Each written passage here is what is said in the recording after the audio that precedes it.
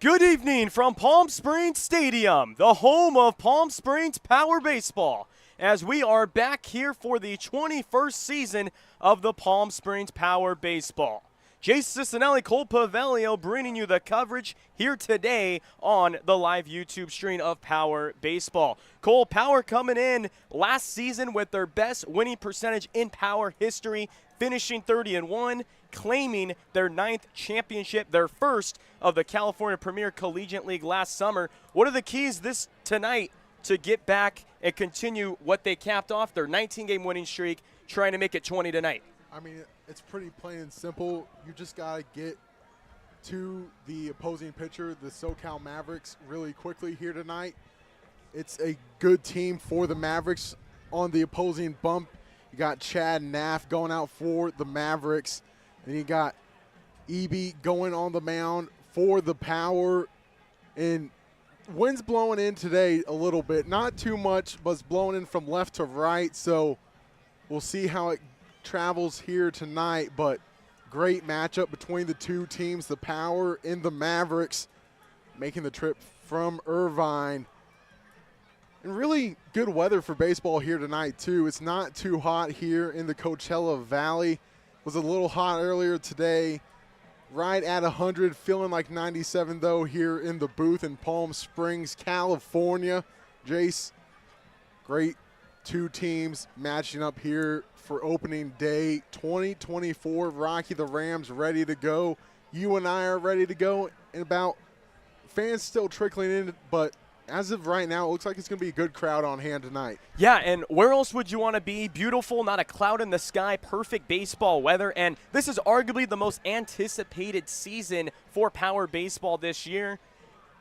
There's a lot of goals, there's a lot of expectations this summer, and obviously the owner for Power Baseball, Andrew Starkey, said to the locker room when they won their title last year, they had the best winning percentage in Power Baseball history, and manager Casey Dale, who's back here for his 9th season, he had one thing to say and one thing to say only.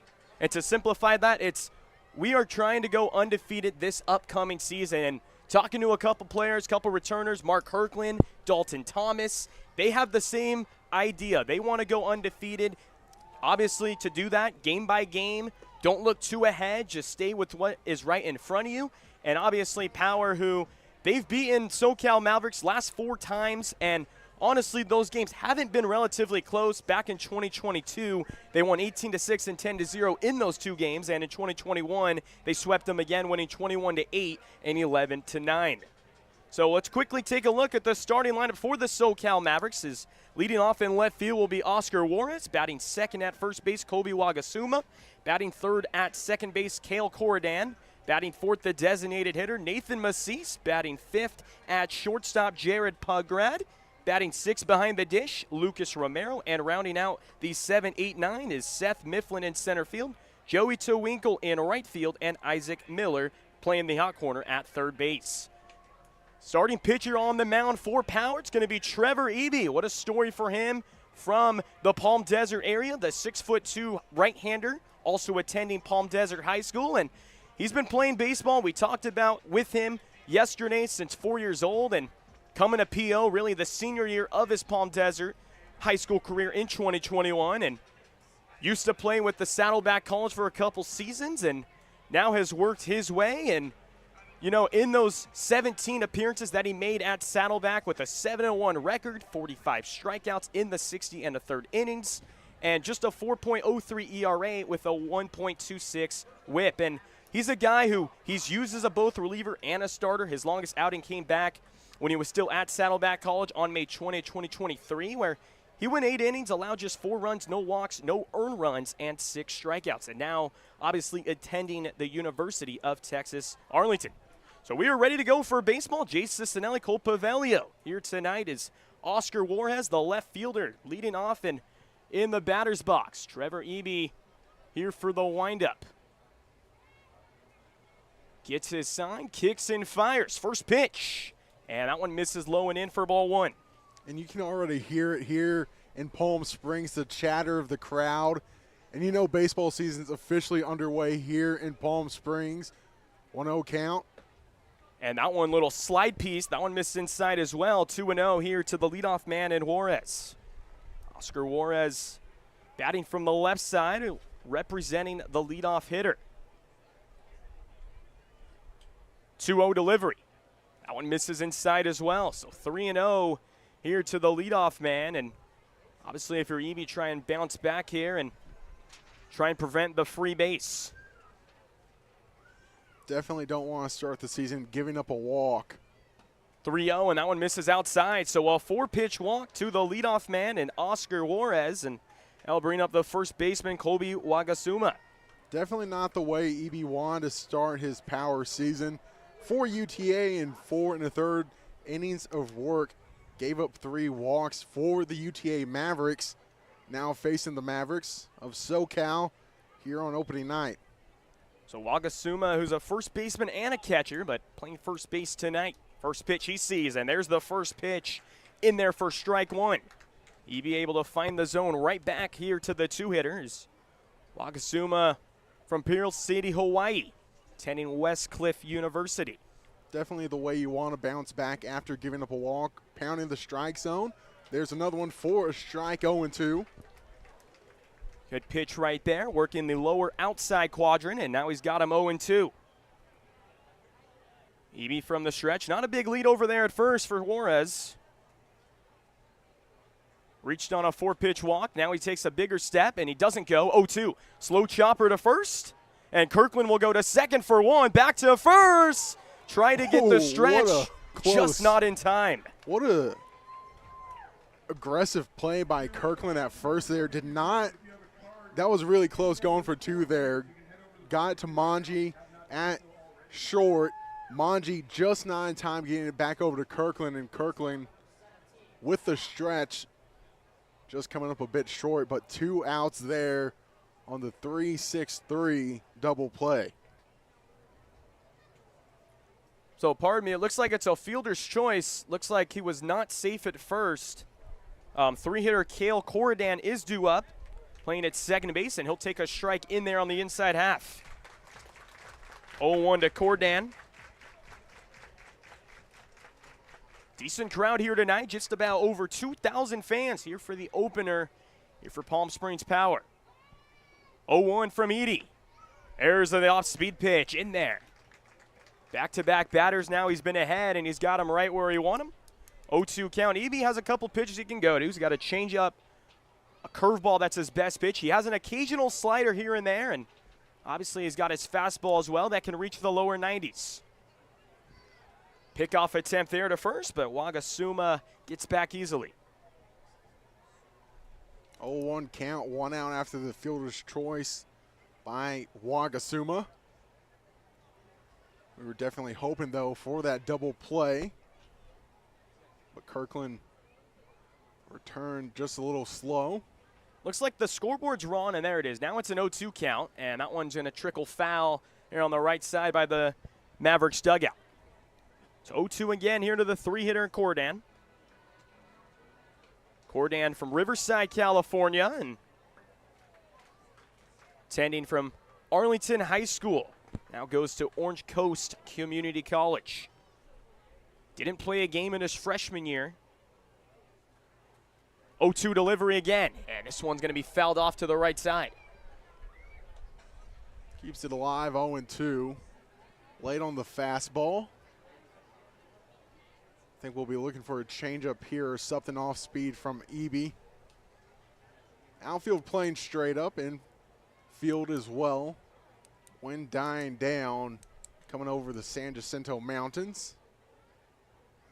Here's the 0-2 again. There's a slider. That one ran inside and almost nearly hit Corridan, but just missing him for ball 1.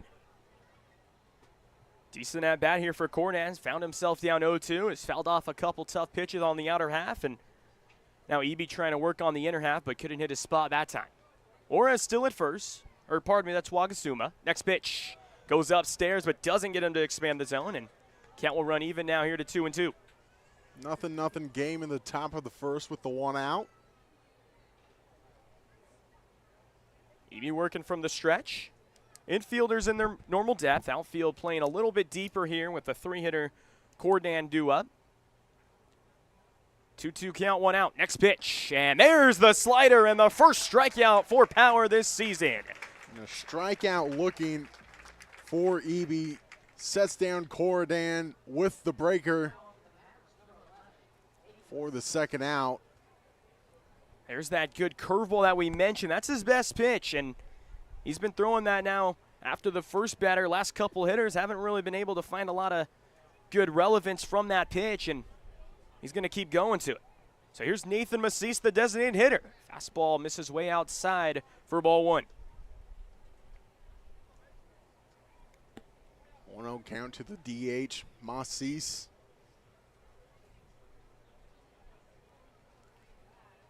He's from Antelope Valley College.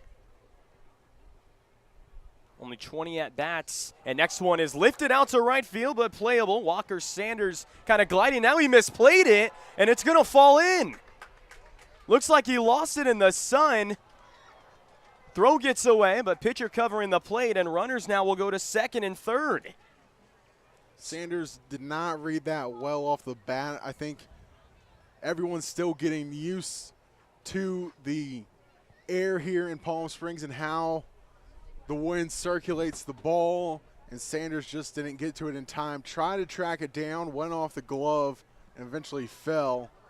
Then gained to Kirkland, got by Kirkland, and luckily runners still on second and third. No runners scoring on the fly ball.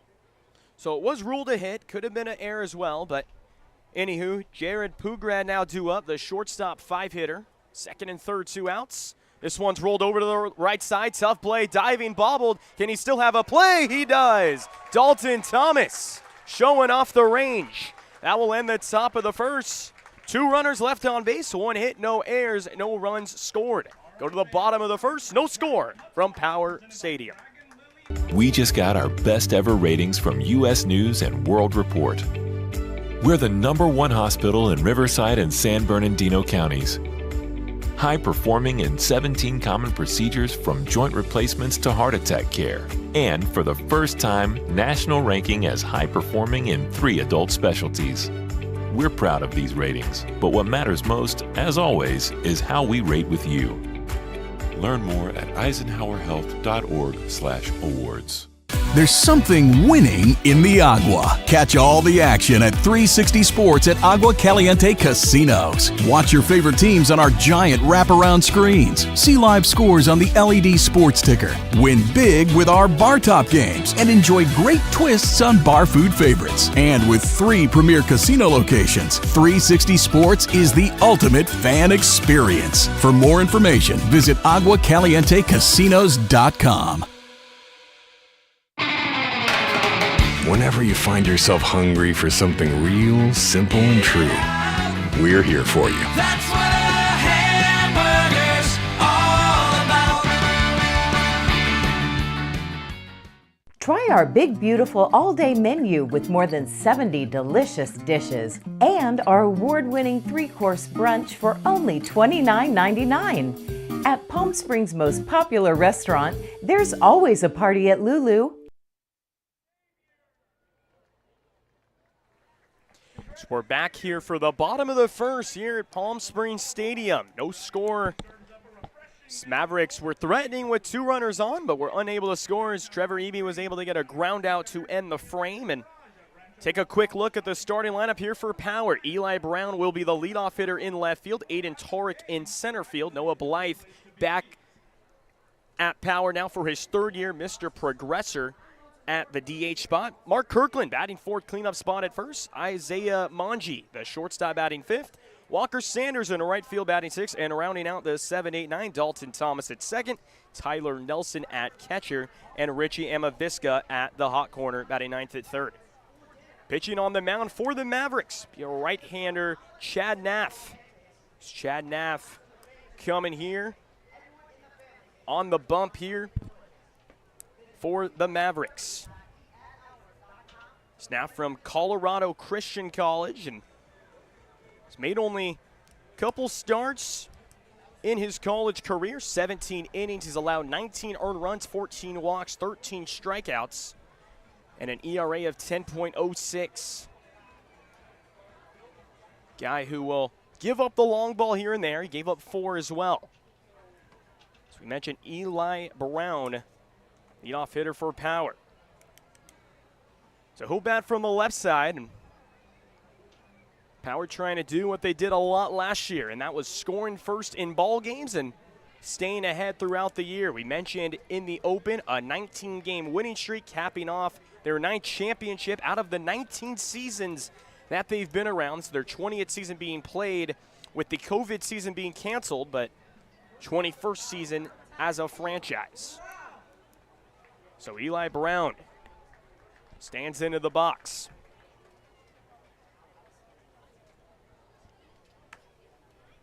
First pitch from Nath. Fastball right in there for strike 1. Brown looking to get the Power off to a quick start here in the first inning. 0-1 delivery. And this one's a chopper over to second. Should be an easy play for Cordan. Fires to first for route number 1. Throw was a little high from Corridan over to Romero.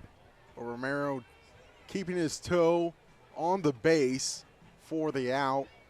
But a little early season jitters from Corridan. So here's Aiden Torek, center fielder tonight, batting in the 2 spot. Here for Power. Torek from St. Mary's College, two-way player, but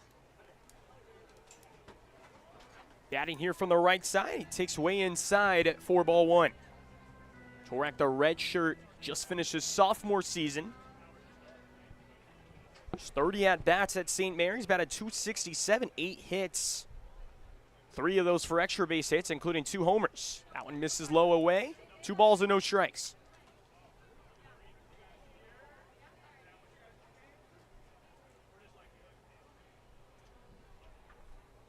Torek from St. Mary's here in California.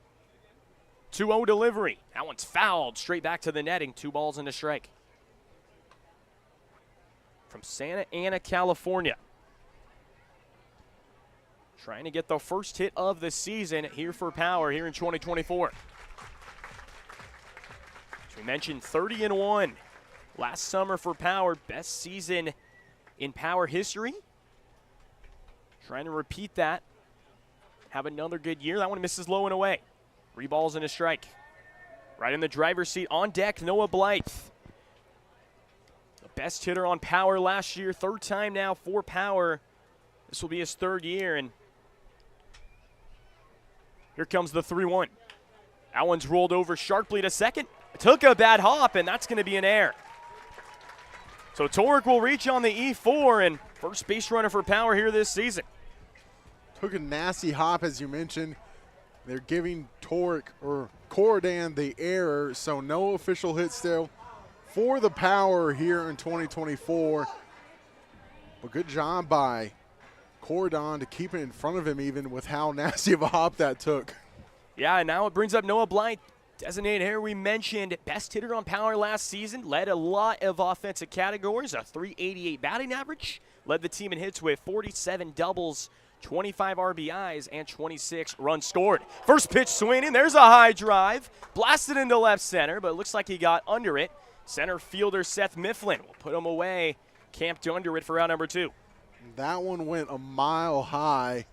Probably could have touched the peak of San Jacinto Mountain behind us with how high that one was. But with the wind blowing in from left field just at an angle, it's going to be really hard for any right-handed hitter today to pull anything. I mean, it's a deep field here at Power Stadium. 350 to the corners, 400 to dead center, and it juts out real quickly to that 400. So 2 outs here for Mark Kirkland. There's a pickoff attempt to first, but Torek gets back easily. Like the aggressiveness that Blythe showed, trying to obviously get the first hit for Power, trying to be aggressive. Saw a pitch he could drive, and there's another pickoff attempt, but nothing doing there. Blythe just got a little bit too much under it. Maybe a little early on the swing, as he did pull it a little, but got a lot behind it. Torek is going to steal. Here's the throw down to second. Not in time. So Torek, who didn't have any stolen bases in college last year at St. Mary's, being aggressive on the base pass, and here's the runner in scoring position now for Power. Big spot for Kirkland here. Opportunity to give the Power their first lead of the season. It's always big when you can get a run with 2 outs. 1-0 to Kirkland. That one misses outside, ahead 2-0. Kirkland, as we mentioned, one of the 7 Power returners. Trying to make an impact from Cal Baptist College. Just 25 at-bats. Just finished his senior season. Batted .240, just 6 hits. 3 doubles, 6 RBIs. 8 runs scored. 2-0 delivery. Check swing, did not go. Try to get him to chase the changeup. Count runs 3-0. Isaiah Manji due up next, shortstop.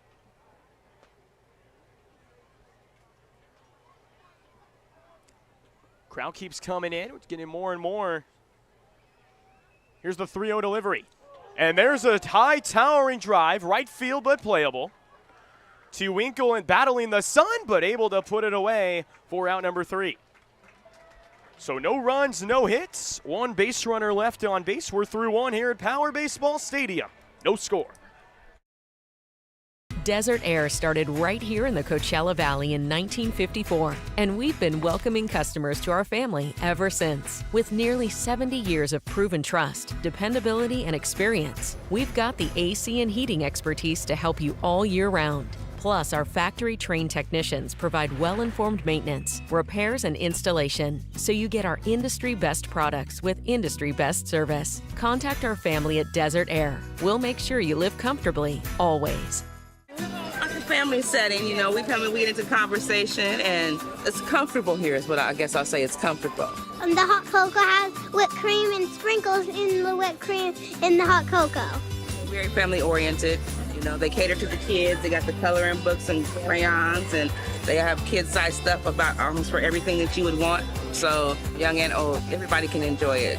It's the best. Made from scratch memories. Elmer's. How do you define adventure? Riding the world's largest rotating tram car? Taking in SoCal's awe-inspiring views? Exploring over 50 miles of pristine wilderness? Enjoying casual or fine dining at 8,500 feet? Discovering our history? Experiencing our scenic trails? Getting that perfect souvenir? Whatever your adventure, you'll find it at the Palm Springs Aerial Tramway. Adventure at its peak. Begin your adventure at pstramway.com.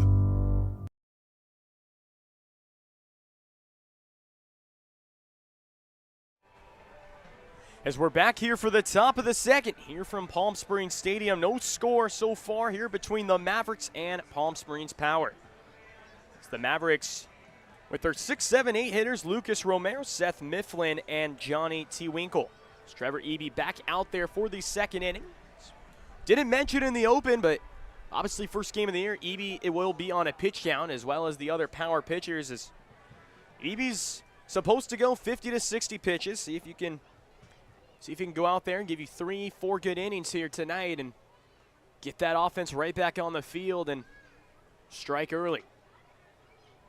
So here's Romero, the catcher. First pitch, and slider dives on the outer half for strike 1. And we got to talk about just how good of a matchup this is. The Mavericks in the Sunset League, they made the playoffs of their league last year. There's a half-hard swing by Romero for strike 2, 0-2, nothing game. Here in the top of the second, Cole Paveglio along with Jayce Cicinelli. Romero from Redlands University. 0-2, that one sliced down the right field line and will head out of play. Romero also can play outfield from Corona, California. It's a .231 average, 3 hits in those 13 at-bats, couple walks, couple runs scored. 1 double, on base percentage of .313. That one skipples outside the zone. Count will run even now here to 2-2. One thing I've seen already from Romero, started with an open crouch stance, and he's gone to more of a crouch straight up stance now. Just interesting little adjustment here quickly against Eby. Eby back in the windup, 2-2. And he gets him on the fastball on the outer half for strike 3. Second strikeout for Eby, one away here in the second. Both strikeout looking. First time was against Corridan, and now against Romero. Now facing Seth Mifflin, the center fielder. Mifflin with a slightly open stance as well. Mifflin batting here from the left side. First pitch, check swing inside. He did not go for ball 1. It's always interesting to see how batters adjust as the game goes on, and already these Maverick batters changing their stance a little bit just here in the second inning against Eby. That one misses outside, 2-0. Mifflin from Corona, California, also went to Corona High School and previous college from Santa Ana. Played with also the SoCal Mavs last year as well. It's the second time now. And he's a utility guy and guy who's trying to find himself as a hitter, and ahead here 2-0. Knows the fastball's coming. See if Eby here can locate it well. 2-0. And he surprises him with an off speed, and that one does find the zone. So he's been throwing his curveball pretty well. It's more of a slurve, and he's been throwing that in the zone a lot. It's been very effective early on. 2-1. There's the fastball that misses outside. 3 balls and a strike. Johnny Twinkle due up next, right fielder. Few big misses here early from Eby. Maybe just waste pitches here early on. 3-1 delivery. That one misses way outside, and there's the second walk issued here for Eby. So 1 out base runner, and Johnny Twinkle now due up.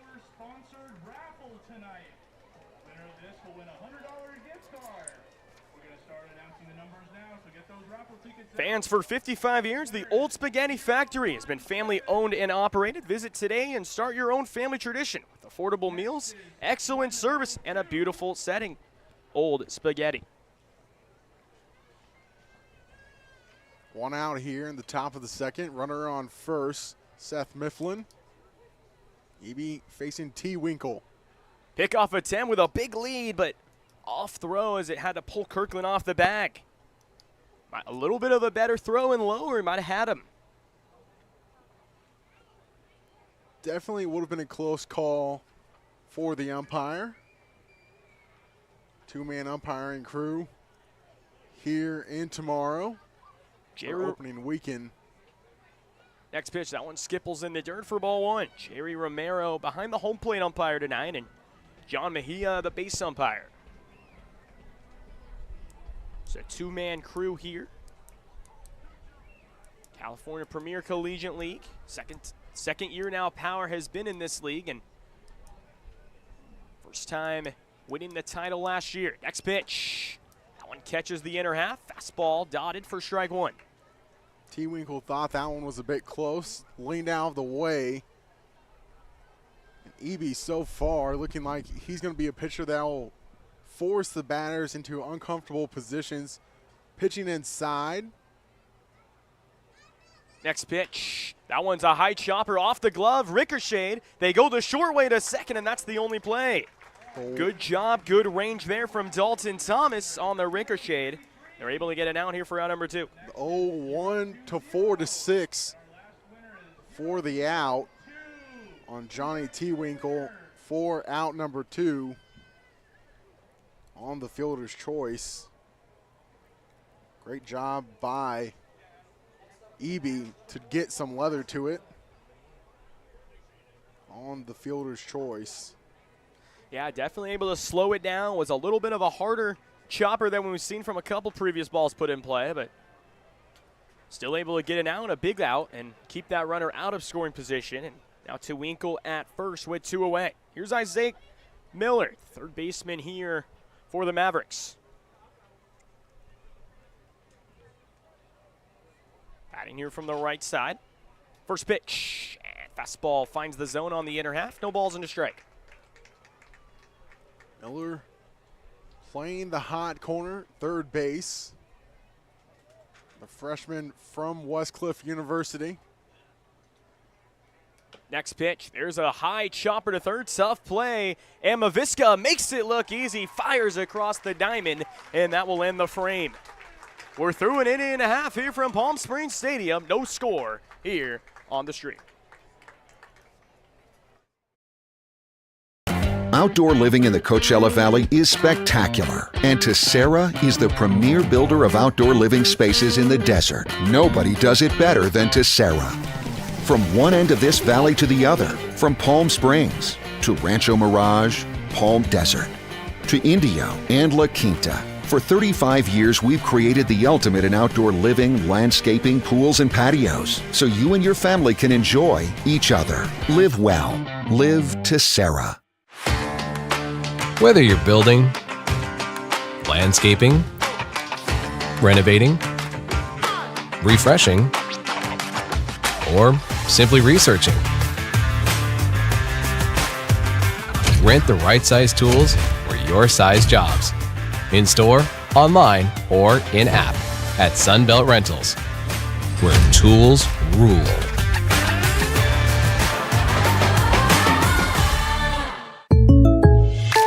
Shopping for car insurance is confusing. Holy cow. Great. Now we have a cow in our kitchen. Why did you say that? Because I don't know what coverage to choose. So just say the State Farm jingle. A State Farm agent can go over all your options with you and help choose coverage that meets your needs. Dude, cow, could you move? Like a good neighbor, State Farm is there.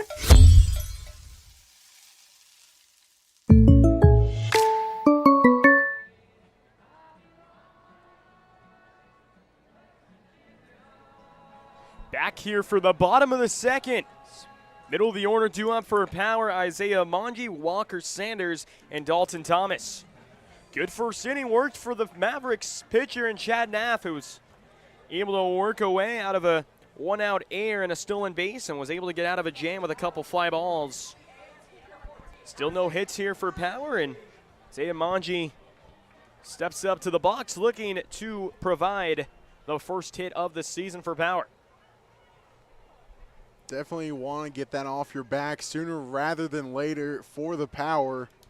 You want to get that first run quickly against the Mavericks.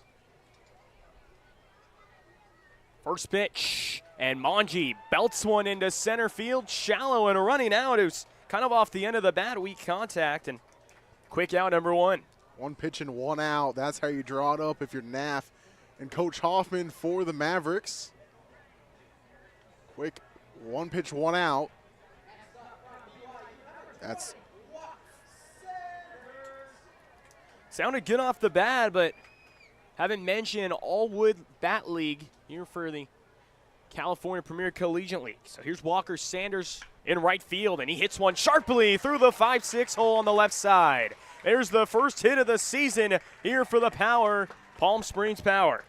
just got between Pugrad and Miller for the first hit, and neither really had any chance to get to that one. It was a strong grounder hit by Sanders, the right fielder, for the first hit of the season for the Power. I mentioned just a few pitches ago how you want to get that first hit and the first run quickly to get the bats awake here in the 2024 season. So here's Dalton Thomas, one of the 7 returning players here in the 7-hole at second base. And first pitch fouls it back there around the home plate area. No balls in a strike. Dalton Thomas from St. Catherine's College from Wenatchee, Washington. Previously went to Lindenwood University before transferring and just finishing his junior season. Next one is lined into center field, coming on and diving and making the grab is Seth Mifflin. Able to get a good read off the bat, and another quick out, now 2 outs here in the second. Great read by Mifflin, went to the slide for the out. And Jayce, I had a real fun fact about Lindenwood. They actually play at Lou Brock Sports Complex there for Lindenwood Lions, called a softball game back in Texas against them. Lou Brock, obviously a famous St. Louis Cardinal,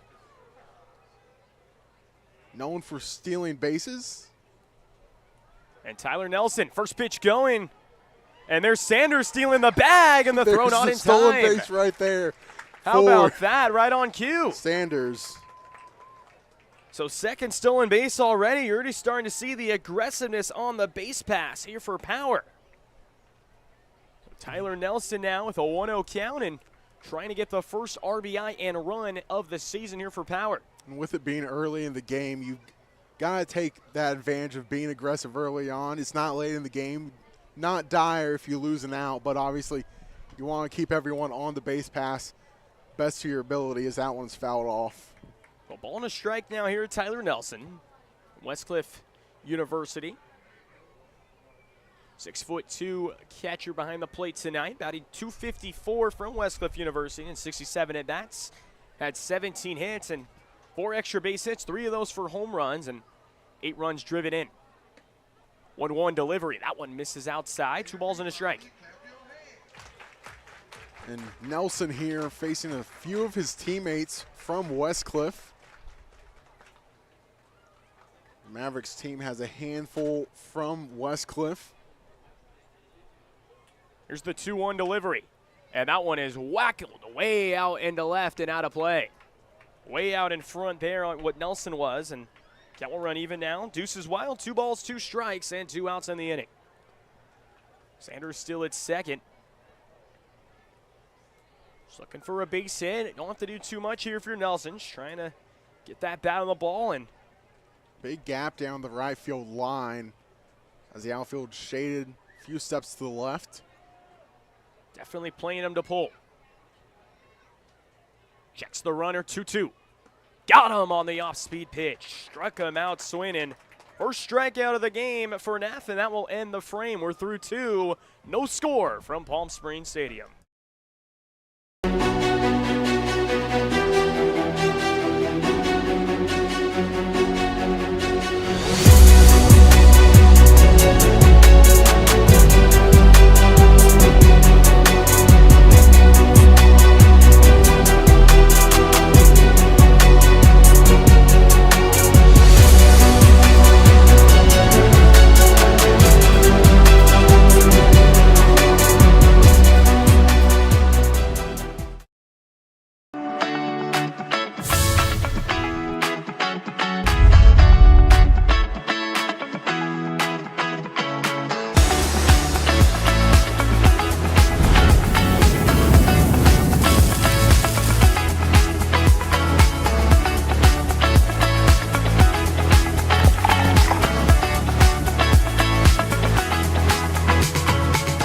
Locations with something for everyone. Stuffed Pizza Bar and Grill.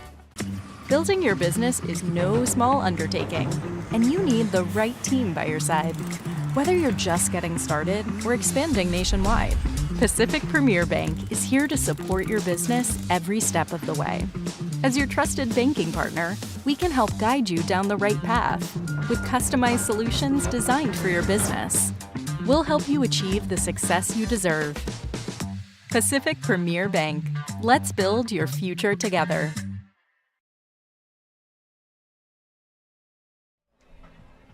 So we're back here for the top of the third. No score here for Palm Springs Power and the SoCal Mavericks. Opening night here, May 31st. Weather now around 92 degrees. Got the best Mr. Machine in the Coachella Valley and keeping the fans warm as fans keep trickling in. Got about 2,500 now here for attendance here for tonight. It's back now for the top of the order, Oscar Juarez, who walked in his first plate appearance. Was later forced out at second on a fielder's choice. Moore is from Westcliff. So as mentioned, facing his teammate, Tyler Nelson. Sure they're going to have a few interesting interactions as Nelson behind the dish. First one is a spinner, a breaking ball. That one skippled just in front of the plate for ball 1. 1-0 count. Top of the third, and still a nothing game. As you mentioned, fans still trickling in. 1-0, there's a heater in there on the outer half, a ball and a strike. Outfield and infield playing in their normal depth, not playing them to pull. Wind up. The 1-1 delivery from Eby. There's a breaking ball, curveball. That one just missed there by his lower foot. 2 balls and a strike. Eby been effectively wild so far. Isn't necessarily pounding the strike zone, but keeping batters needing to keep an eye on the zone all night long, as that one's in there for a strike. 2-2. So 2 balls and 2 strikes. He's able to work another fastball in the outer half. It's been effective. 2-2. He goes right back there, but that one missed low, below the knees. So Kent will run full, 3-2. Changes the eyesight there, below the knees. I'm expecting something up around the letters, maybe inside. We'll see what Eby does. The 3-2. 3-2. Got him. Breaking pitch in the dirt. Got him to Jayce. 3rd strikeout. First time swinging tonight. 1 away. Definitely was inside, but was not at the letters as I was expecting. But 3rd strikeout for Eby, and that's his first one swinging for the first out here in the top of the 3rd. So 1 out here for the first baseman, Wagasuma, who reached on a fielder's choice. That one misses low for ball 1. Wind is starting to pick up, and sun has gone down by the mountain and won't be in effect now, as we saw it effective earlier in the first inning. That one misses high. 2 balls, no strikes. Mount San Jacinto right behind us. And there's that ever-intriguing clouds or cactus to clouds hike. I need to figure out which one of these players is going to be doing it by the end of the season. 2-0. There's the curveball. Looked a little outside, but according to the home plate umpire, Romero found the zone, and 2 balls and a strike. That cactus to clouds hike, 10,000 feet of elevation, 20 miles. As that one is sliced down the left field line, just foul, just to the left of the foul line. Could have been some threatening there. Could have been an extra base hit potentially. Definitely would have been a double at least, but luckily for Power, it results in a foul ball. Trevor Stowe getting a few tosses down on the 3rd base bullpen. So 2 balls, 2 strikes, 1 out. Eby trying to work a clean inning, something he hasn't done yet here tonight. Does have 3 strikeouts, 2-2. This one's rolled sharply here to second, but easy play for Thomas. 2 outs. A little bit of a half-hearted swing there by Wagasuma. And Thomas fielding it cleanly and just flipping it over to first for the out. Almost felt like Wagasuma really was deceived by the pitch there. It really seemed like he wanted to hold up on that swing. Thomas been busy early on in this ballgame, but he's looked sharply defensively. A couple putouts and 2 outs here for Cordan. First pitch swinging and chops it foul behind the plate. Cordan struck out looking in his first at bat, resulted in the first strikeout of the season for Power and for Trevor Edie. You've got a little bullpen movement now working for Power. As we mentioned, Eby, starter for Power, and all these pitchers will be on a pitch count here early on in this season. Looks like it's Trevor Stowe starting to get loose and warming up in the pen for Power. Nothing going on for the Mavericks bullpen. So 1 ball, 1 strike here to Cordan. 2 outs, base is empty. 1-1. That one's chopped foul and got a piece there. The catcher for Power and Tyler Nelson. He's going to have to shake that off a second. Don't know if it caught the helmet or caught his hand, his throwing hand, but kind of just brought the hand back in some frustration. It actually looks like he's motioning to the home plate umpire. Might have caught him on the shoulder, on the throwing shoulder, so we'll have to keep an eye on him throughout the night if that affects him at all. 1-2 count after the foul ball back. One thing to know, Power's little soft there at the catcher position right now, with 2 of the catchers listed still playing college baseball, Louisiana Tech, and on Scample's outside the zone, a ball and 2 strikes. Yeah, you mentioned Carson Evans from Louisiana Tech in to the regionals for college baseball. That one's fouled off there to the left side. We'll do it again here at 2-2.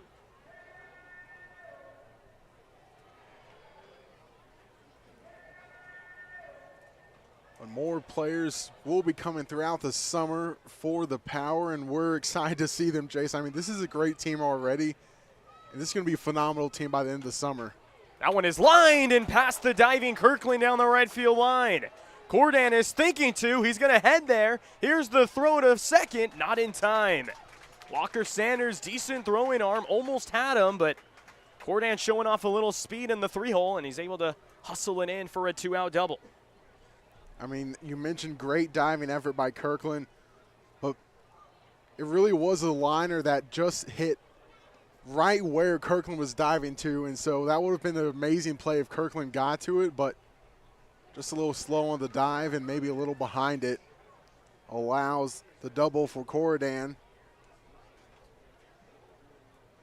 That's the first extra base hit of the evening for either team, and that was obviously the hardest hit ball so far we've seen tonight, and Kirkland is a solid defender over there at first, tried to get it on the backhand, but was unable to come up with it. So here's Nathan Massis, who reached on a hit. It was labeled as in the top of the first, but could have been ruled in air. So cuts and misses on the fastball 0-1, and right fielder Walker Sanders kind of lost it in the sun back in that first inning, but obviously sun, as we mentioned, now down and under the mountains are not effective anymore. So 0-1 here to Massis. Runner at second and Cordan with 2 away. There's that slurve in there for strike 2. And that's a hard pitch to do anything with. Just looks like it's coming straight at you, then breaks right to the back door, and nothing Massis could do there. Makes it 0-2. So 0-2. EB has him right where he wants him. Could go back to the heater, could throw his changeup, or go back, right back to that slurve that we've seen. Checks the runner, 0-2. Goes back to the slurve. This one's hit sharply to short. On the backhand, Manji fires to first, picked out and held on. And he did step on the bag. Little controversial play over there at first. First base coach for Mavericks didn't like the call, but either way, it results in a 6-3 putout. That will end the top of the third. Still no score here from Power Baseball.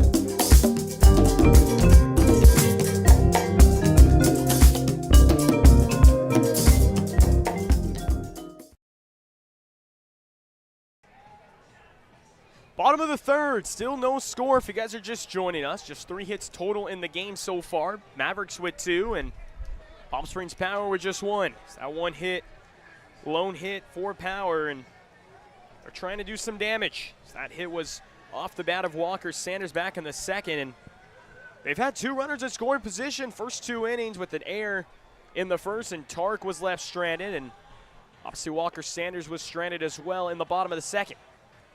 So 9-1-2 for Power, Ricci and Mavisca, and then back to the top of the order, and Eli Brown and Aiden Torek. You've mentioned really got to get on the scoreboard sooner rather than later here early on. You don't want that on your back all throughout the game, as it's Richie Amavisca leading off in the 9 spot for the Power. And Chad Knapp so far has been brilliant. I mean, you talk about a great Power lineup, very well balanced, and He's kept them scoreless through 2 and has only allowed 1 hit. So here's Richie Amavisca.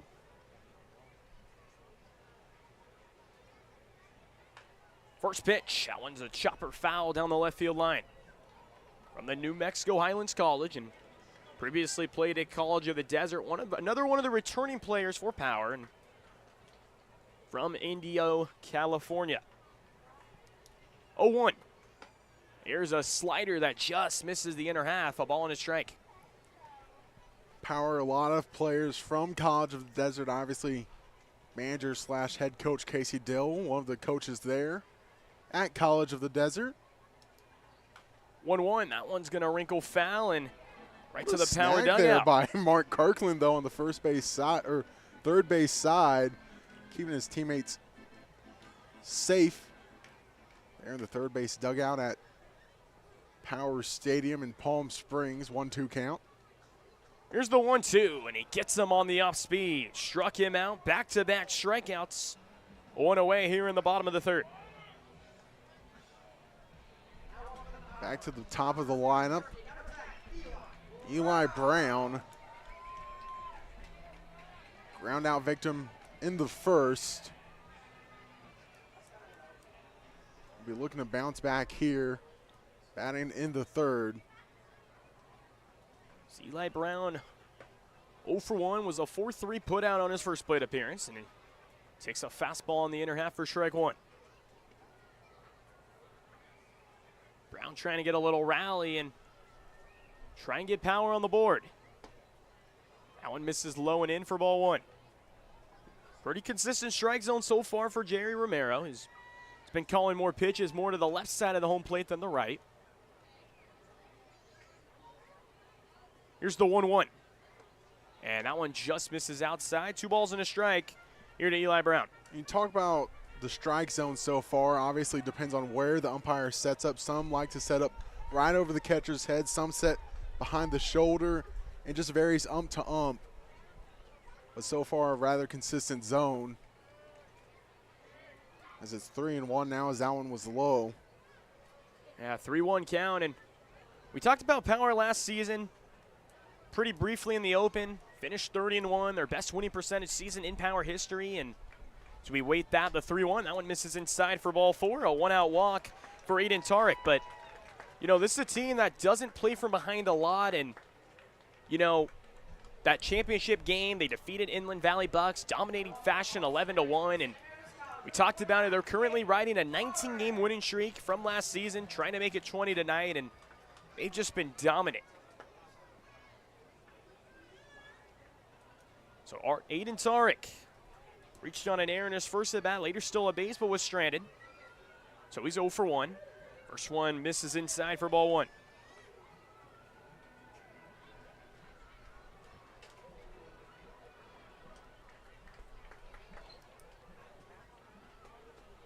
Out of the stretch. Checks the runner, the 1-0. That one this time finds the zone on the inner half, a ball and a strike. Torg here in California still. Plays for the St. Mary Gales, the West Coast Conference. Gales won 16-8 in the West Coast Conference on the season. 1-1 delivery. That one misses low and in for ball 2. So 2-1 the count. Torek this time in a hitter's count, trying to put the ball in play like he did the first time. Trying to make the defense work for the Mavericks. 2-1 delivery. That one sharply hits us short on the backhand 0-1 on to first. Not in time for the double play. That one's going to be down the line, catcher covering. Here's the throw to second, not in time. So able to reach on the fielder's choice. Won't be labeled as an error. Obviously double plays aren't obviously guaranteed. And Tarek obviously able to advance on the throw, which will be an error from the shortstop in Jared Pugrat. So fielder's choice and an error. Tarek hits second with 2 away, and that will bring him Noah Blythe. Talked about it in his first at bat. Clearly the best hitter on Power last year. Led in like 8 different offensive categories. And who else would you want up in this situation right now? That one misses low and outside for ball one. Second error of the evening. Both been on the middle infielders for the Mavericks. First one was on Corridan. That one on Corridan as well, actually. Already seeing the pitcher, Naff, kind of taking his time. He knows Blythe is a very dangerous hitter. 1-0. That one is belted deep to center field, way over the head of the center fielder. That one hops the wall. Scoring from second is Tarek. Blythe is digging to third. Here's the throw. Not in time. An RBI triple for Noah Blythe. Puts Power on the board. 1-0 here in the bottom of the third. What a hit there by Blythe. Could have had a stand-up triple, but opted to go for the slide. Gave Mifflin no chance of getting to that one. Was fading to the right. And Mifflin just had to backtrack and turn and burn to get to that one as quickly as possible. And that's a big center field out there, with Mifflin playing a little shallow now, changing where his positioning is. Playing a bit more to his right now, a bit farther back, as it's a 1-0 game, the Power lead now. And Mark Kirkland due up, and we haven't talked about the field, but it's 350 down both left and right field lines and 400 at dead center, so very big ballpark. There's a first pitch, wild pitch. Scoring easily will be Noah Blythe. Just like that on 2 pitches, Power extending their lead 2-0 here in the bottom of the third.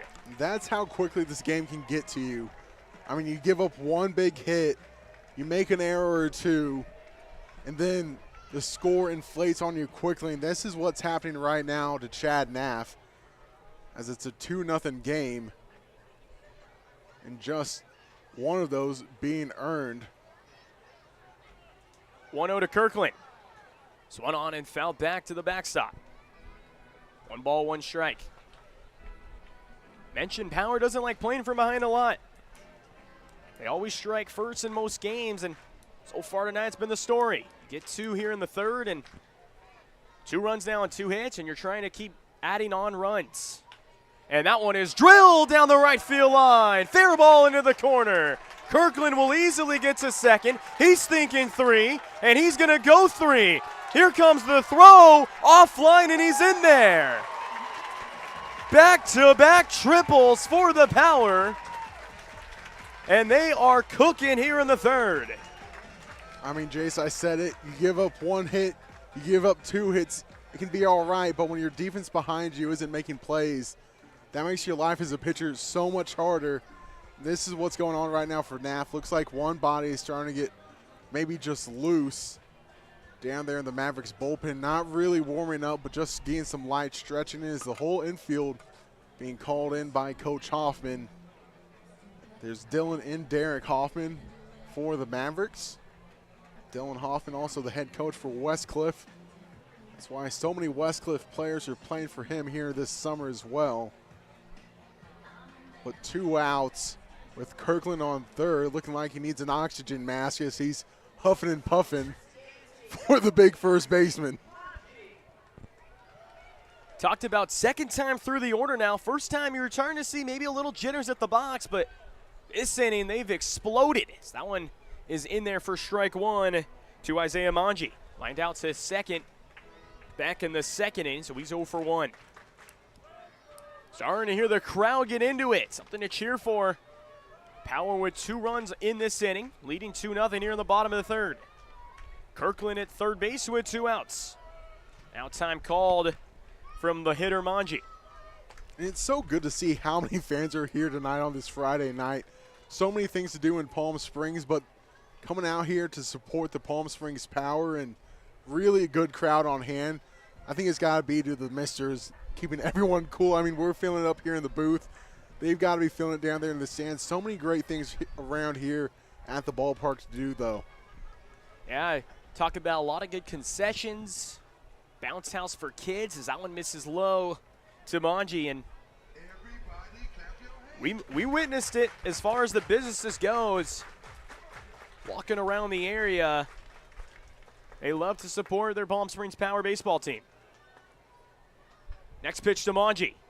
That one's fouled back behind the backstop.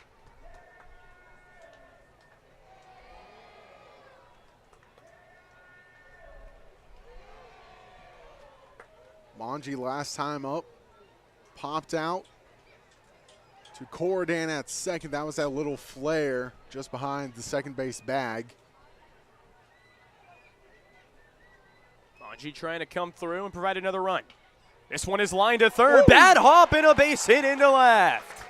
Should be ruled as a hit. It's an RBI for Manji, and it's 3-0 Power here in the third. What a nasty hop. Almost took the head off of Miller at third. And I think he really just had to lay out of his way to keep that one from hitting him right square in the jaw. Really just a safety. I mean, he threw that left hand right up in front of his face knowing that was taking a bad hop. Yeah, I mean, a hard liner. Serious exit velo off the bat, and it's now Walker Sanders, the right fielder, due up. And that one is lined into left, and it will fall in, and it gets away from the left fielder, and now he recovers, fires it quickly to third, and that will keep Manji from advancing to third. Manji definitely thought about going 4-3 if that one got by Juarez in left field, but Juarez, I think, threw up the left hand as it bounced in front of him, and I think the left hand, it will just knock it down to keep it close enough to keep Manji from advancing.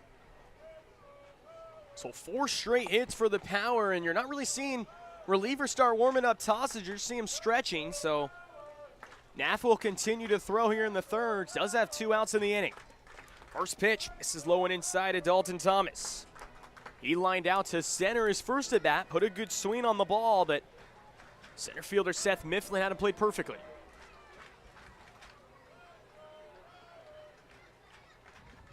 Crowd was really quiet first couple innings, and they were waiting for some chances to cheer, and Power has definitely provided that. 3 runs in the inning. Big swing and a miss. Thomas seemed like he wanted to hold back, but just decided to commit to the swing. The follow-through wasn't too clean, though. Draws it to 1-1.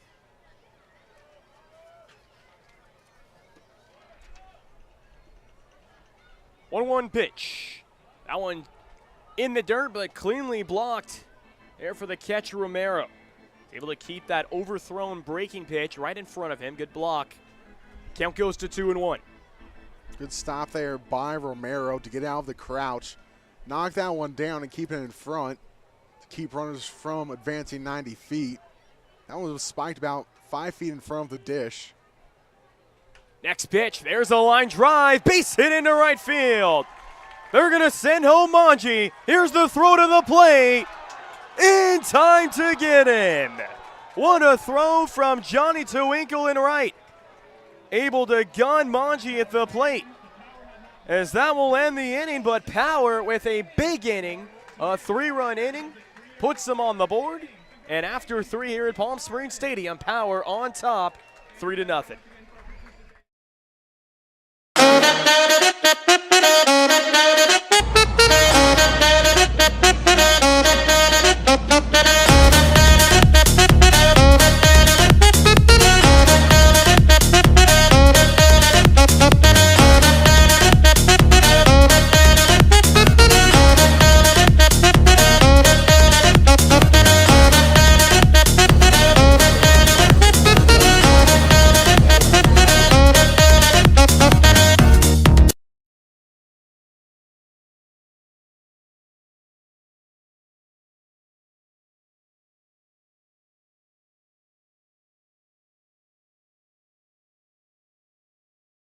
There's something winning in the Agua. Catch all the action at 360 Sports at Agua Caliente Casinos. Watch your favorite teams on our giant wraparound screens. See live scores on the LED sports ticker. Win big with our bar top games and enjoy great twists on bar food favorites. And with 3 premier casino locations, 360 Sports is the ultimate fan experience. For more information, visit aguacalientecasinos.com.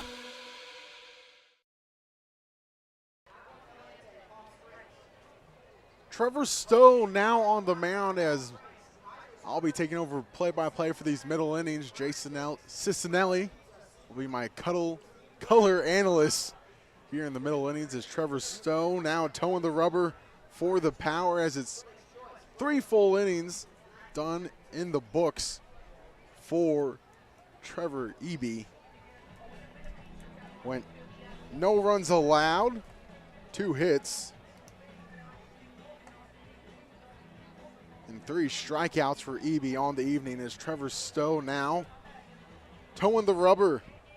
Stowe from Washington State, the righty, making his first Power appearance in 2024. Getting ready to face 5, 6, and 7 of the Mavericks. Yeah, and Trevor Stowe, a 6'2" right-hander from Buffalo, Wyoming, who also attended there for high school. He has a cool journey himself. He's a two-way player, former player from College of the Desert, and now officially made his full commitment to Washington State. That just got announced a week ago. Good news for him is he was a first-team All-Inland Empire Athletic Conference player in the 2024. Guy who can throw hard and runs it up to 94.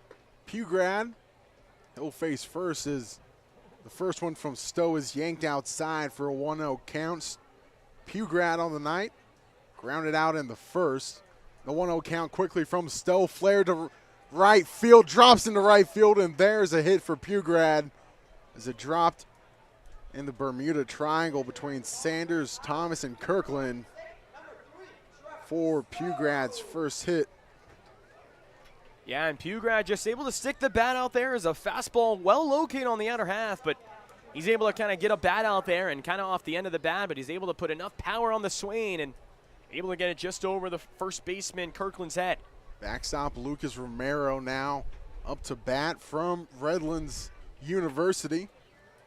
Watches the first one for a ball. 1-0 count to Romero. With strikeout victim number 2 against Eby, the 1-0 from Stowe just outside off the outer black. Draws it to 2-0. And fans continuing to mill around the ballpark. Stowe works from the stretch, 2-0. Small lead by Pugrad, being held by Kirkland. Extending that lead just a little bit, the 2-0. Breaker stays outside, goes to 3-0. And we talked about Stowe being a two-way player, pitched in 16 games for College of the Desert in his freshman season, where 78 2/3 innings with a 6-6 record, 105 strikeouts, 3.78 ERA. Also offensively, he swung the bat very well, 351 batting average, and 151 at-bats. He provided 53 hits, 18 of those for extra base hits, including 4 home runs and 40 RBIs with an OPS 956. 3-0 was in there for a strike. Here in the top of the 4th, facing Lucas Romero is the Power lead, 3-0. Stowe sets, checks on Pugrad, delivers the 3-1. That one is low and outside for a walk. To keep up to date with everything Palm Springs Power, follow us on social media. Follow the Power on Facebook, Instagram, Twitter, and TikTok at Palm Springs Power, or visit our website at palmspringspower.com.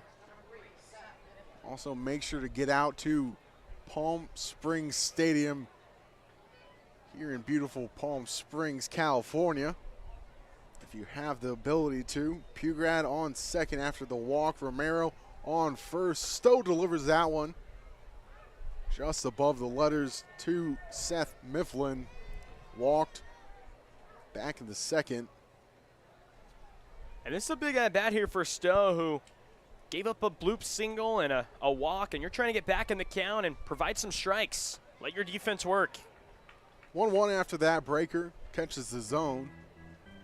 And baseball is such a fickle mistress. I mean, you could have the best pitches of your day, of your career, and it might end up just like that little flare by Pugrad, the 1-1. In there for a strike, 1-2. See if Stowe can bounce back here.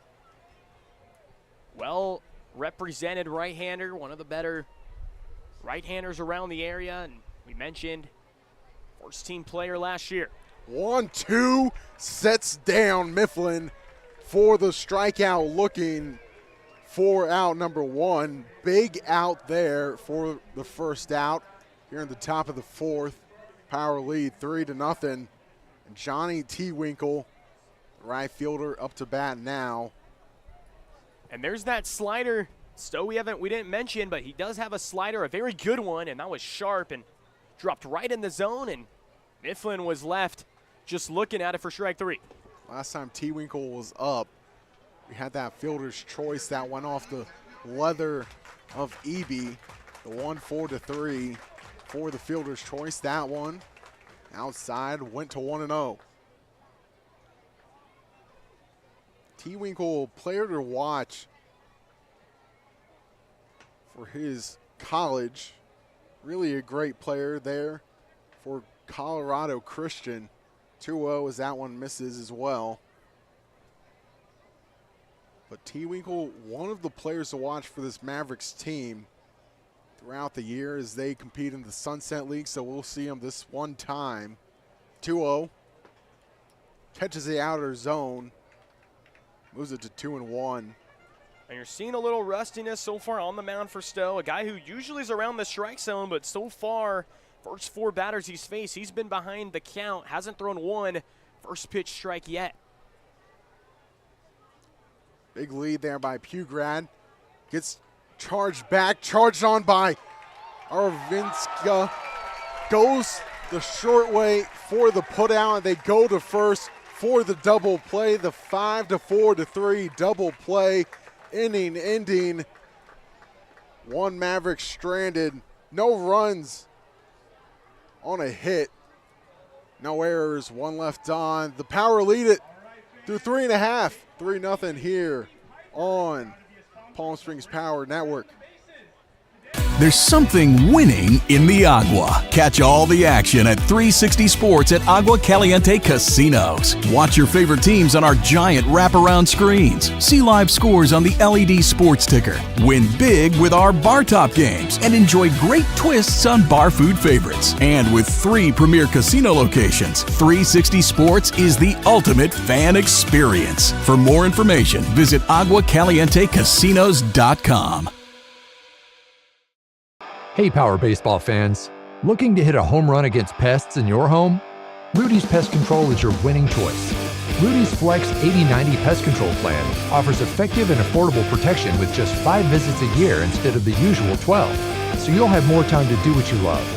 Visit rudyspest.com or call 760-746-PEST and declare, heck no, 12's gotta go. Rudy's Pest Control is your home run choice, so get started today. Think of the highest quality you can imagine. Now, think higher.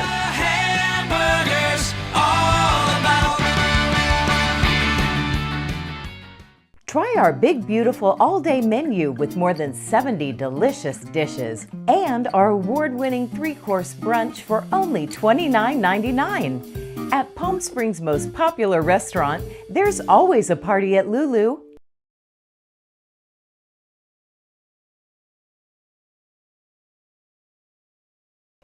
We're back here on the Palm Springs Power Network. Cole Paveglio and Jayce Cicinelli.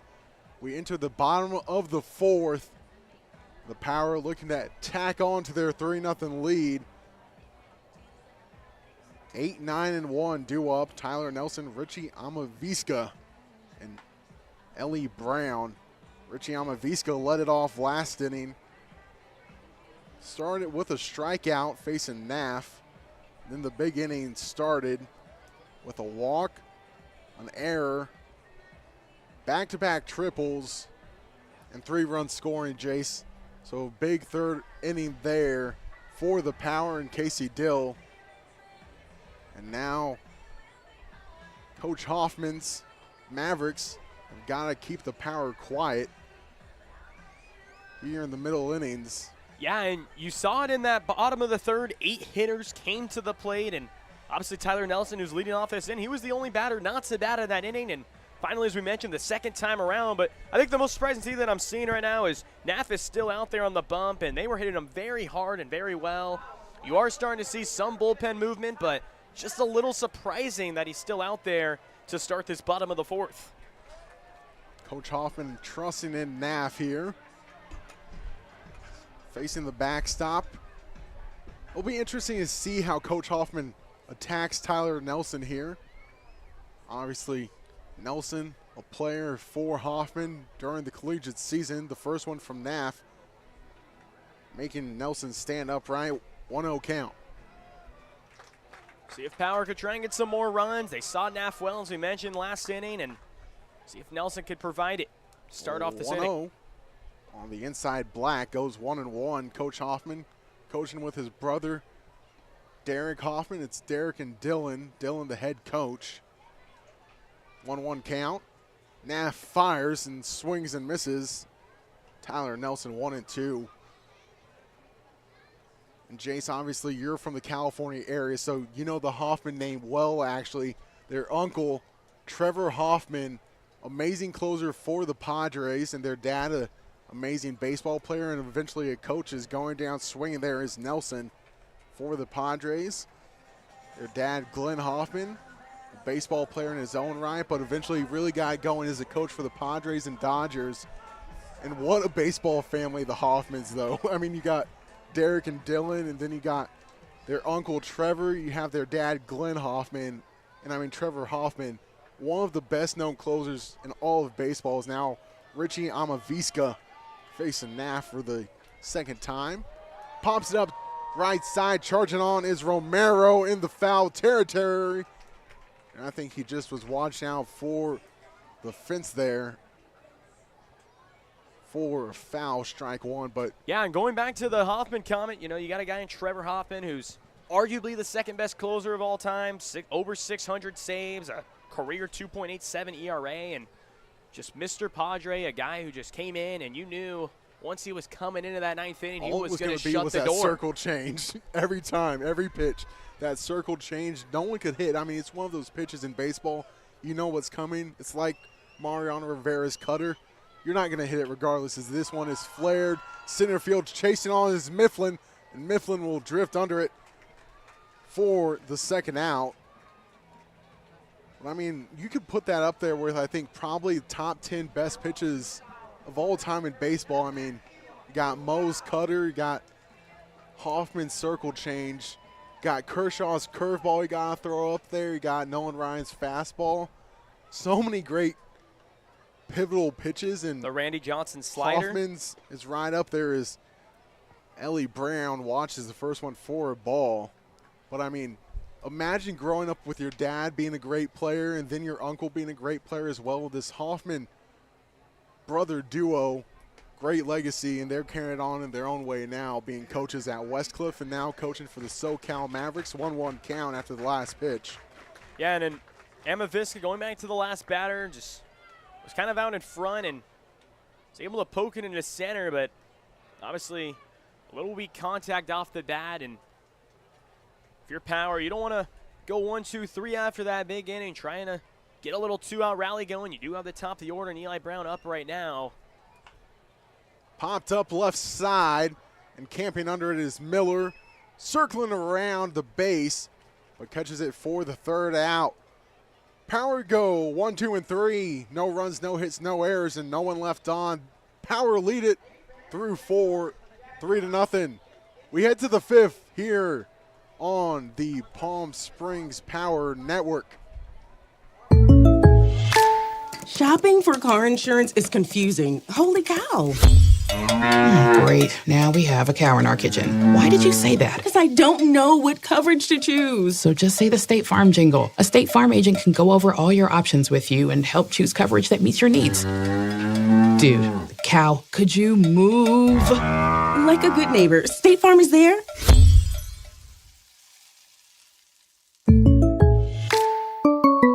Of outdoor living spaces in the desert, nobody does it better than Tessera. From one end of this valley to the other, from Palm Springs to Rancho Mirage, Palm Desert, to Indio and La Quinta, For 35 years, we've created the ultimate in outdoor living, landscaping, pools, and patios, so you and your family can enjoy each other. Live well. Live Tessera.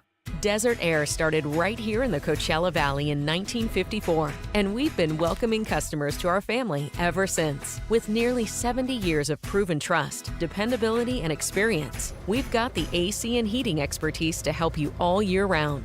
Plus, our factory-trained technicians provide well-informed maintenance, repairs, and installation, so you get our industry-best products with industry-best service. Contact our family at Desert Air. We'll make sure you live comfortably, always. We're back here in Palm Springs, California. Cole Paveglio and Jayce Cicinelli as the Power lead it 3-0 through 4. Mavericks, 3 hits on the board, 2 errors of their own. Now due up 9-1-2. Isaac Miller, Oscar Juarez, and Colby Wasaguma.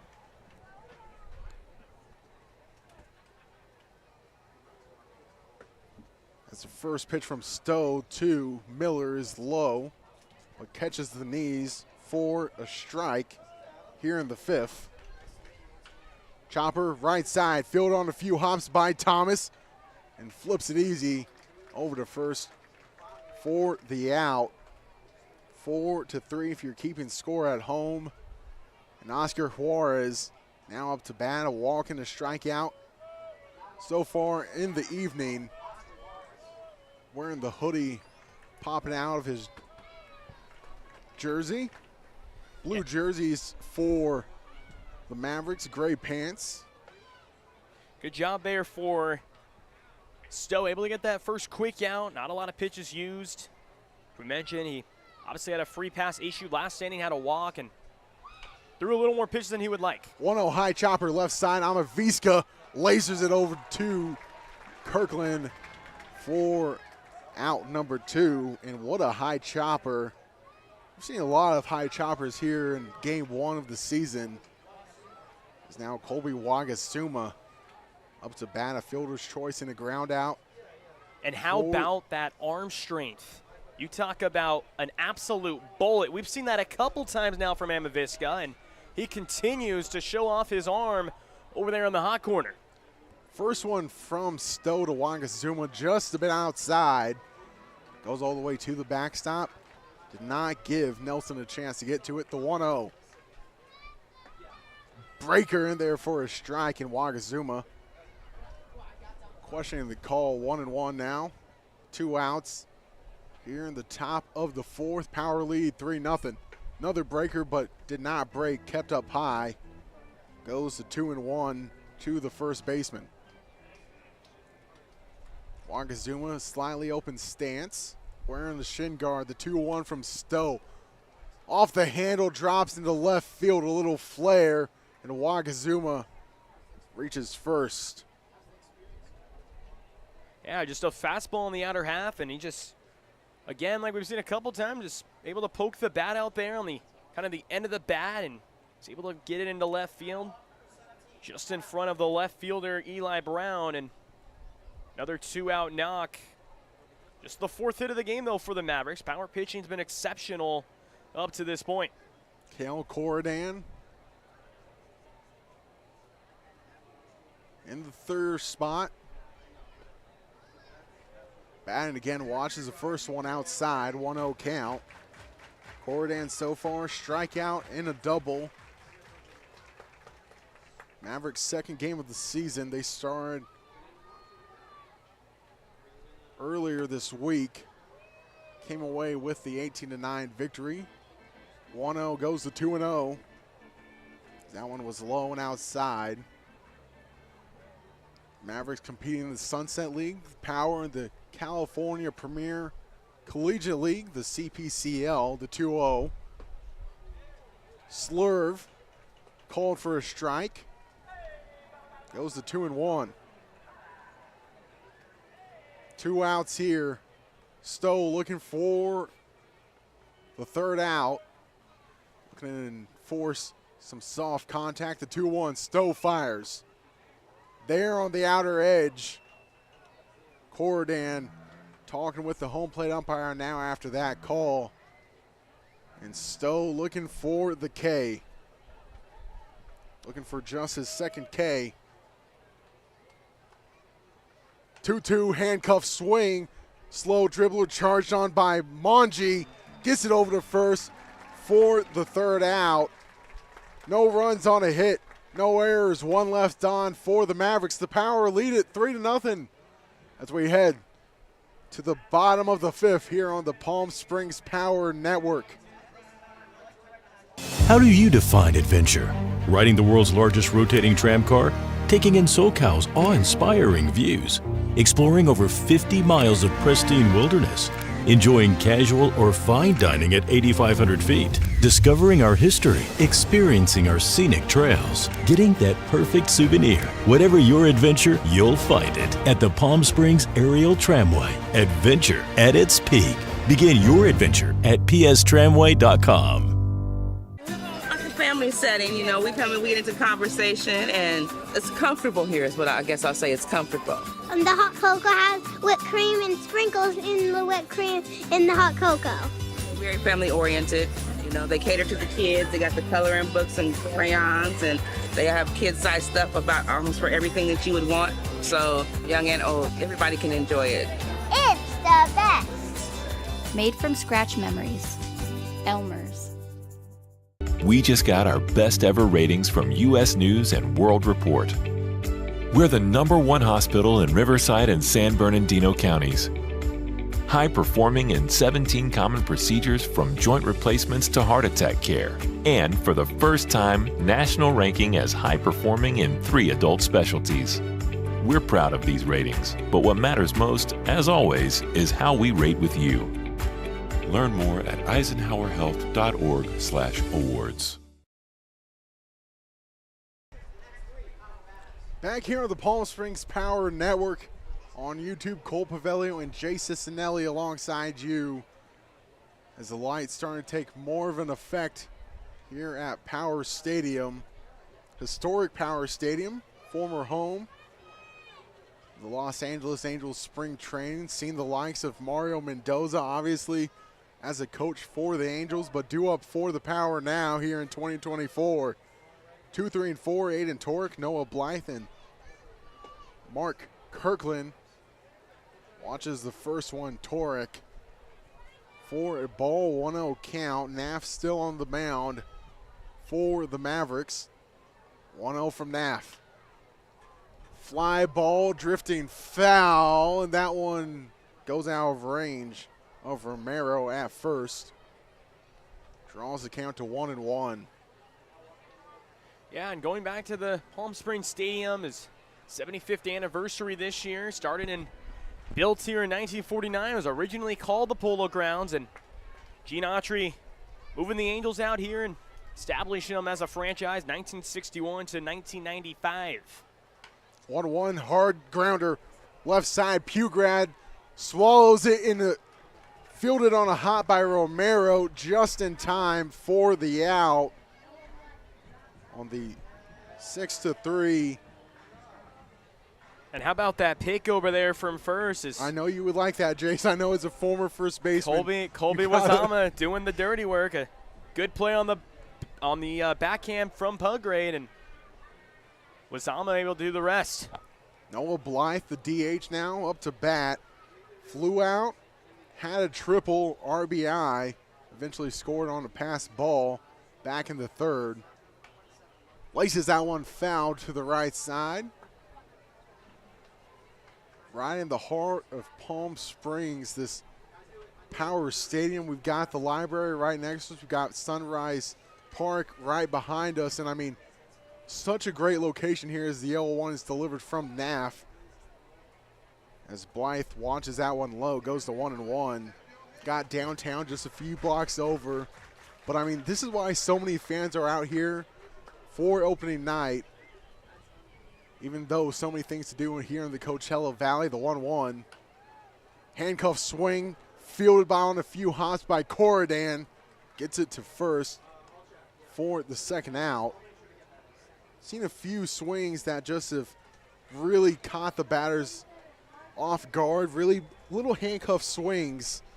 Not a lot that the batters can do against NAF here in the middle innings. Yeah, and quickly going back to the stadium background. And obviously, this was the Angels Spring Training Stadium. First game being played here in 1961 against the Dodgers. And you've had a lot of historic pitchers pitching on that mound. And got the high school as well right across the street, Palm Springs High School. Mark Kirkland now watches the first one outside, 1-0 count from NAF. 3-0 game here in the bottom of the fifth. The Power lead it after 3-run third inning. 1-0 from NAF. Stays outside. Kirkland. Open stance. Waggling the bat just a little. Taps it on the shoulder. 1-0 from NAF. Pulls it foul. Corridan and Romero playing for the pole, as well as the outfield. That left field line wide open. Big gap in left center field as well. 1-1 count. NAF. NAF sets. Goes to the belt. Delivers the 1-1. And Kirkland going on the knee on the swing and a miss. 1-2. Good tip to that off-speed pitch. Kirkland was trying to put a dent on that ball, and he fell into a knee, taking a big hack, and swung right out of his shoes. 1-2, 2 outs. Bottom of the fifth, NAF goes to his motion, fires. 2-2 now after that one's outside. They still have the bullpen reliever warming up for the Mavericks, and it's going to be the right-hander Wilfredo Valenzuela, who, if NAF can get out of this, will most likely start the sixth. 2-2 outside. Got to be thinking with that last name Valenzuela, is he related to the great Fernando Valenzuela? I mean, I think that's something we got to look up. The other question I got for you, Jayce, as you're looking it up, did Fernando Valenzuela ever play here at the Polo Grounds? In a big swing.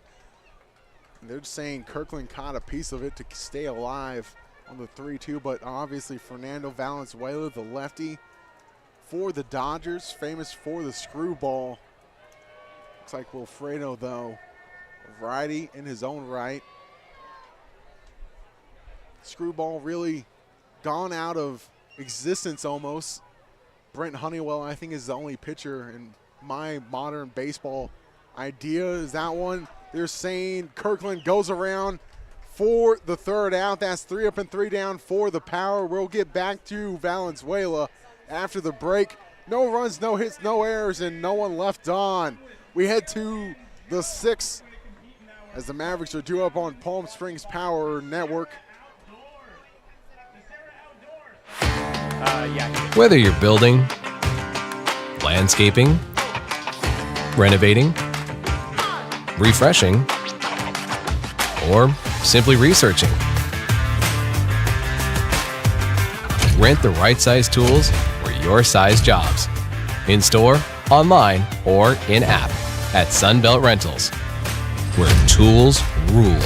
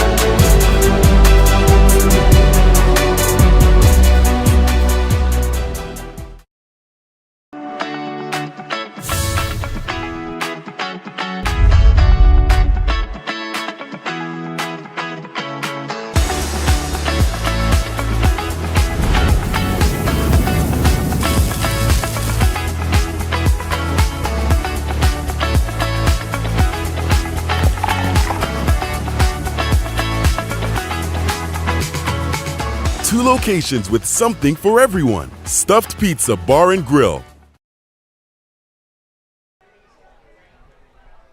Back here on the Palm Springs Power Network as we go to the sixth inning. Stowe still on the mound facing the heart of the order. 4, 5, and 6. Nathan Moss-Cease, Jared Pugrad, and Lucas Romero. And we're talking about Fernando Valenzuela a little bit. Obviously, one of the premier pitchers for the Dodgers in the 80s, the 70s. Known for his screwball. Watching the first one is Cicinelli for a strike. Yeah, and Fernando Valenzuela, he did in fact play here at Palm Springs Stadium as he started his big league journey, as the next one does miss for a ball. And he started his big league journey with the Angels and started when in their minor league affiliate, and Gene Autry was trying to get more fans to come to the Anaheim Stadium, and where obviously that stadium started in 1966. But yeah, I mean, he did play here before he obviously went to the Dodgers, and obviously got the call up back in September of 1980, and very historic. Got pitchers like Nolan Ryan, who's pitched on this bump before, and a lot of legendary pitchers who've played here on this stadium. Quickly 2-2 count from Stowe to Cicinelli, looking for the strikeout here. 2-2, strikeout swinging for Stowe facing Cicinelli. That is Stowe's second strikeout, and out number one here in the sixth.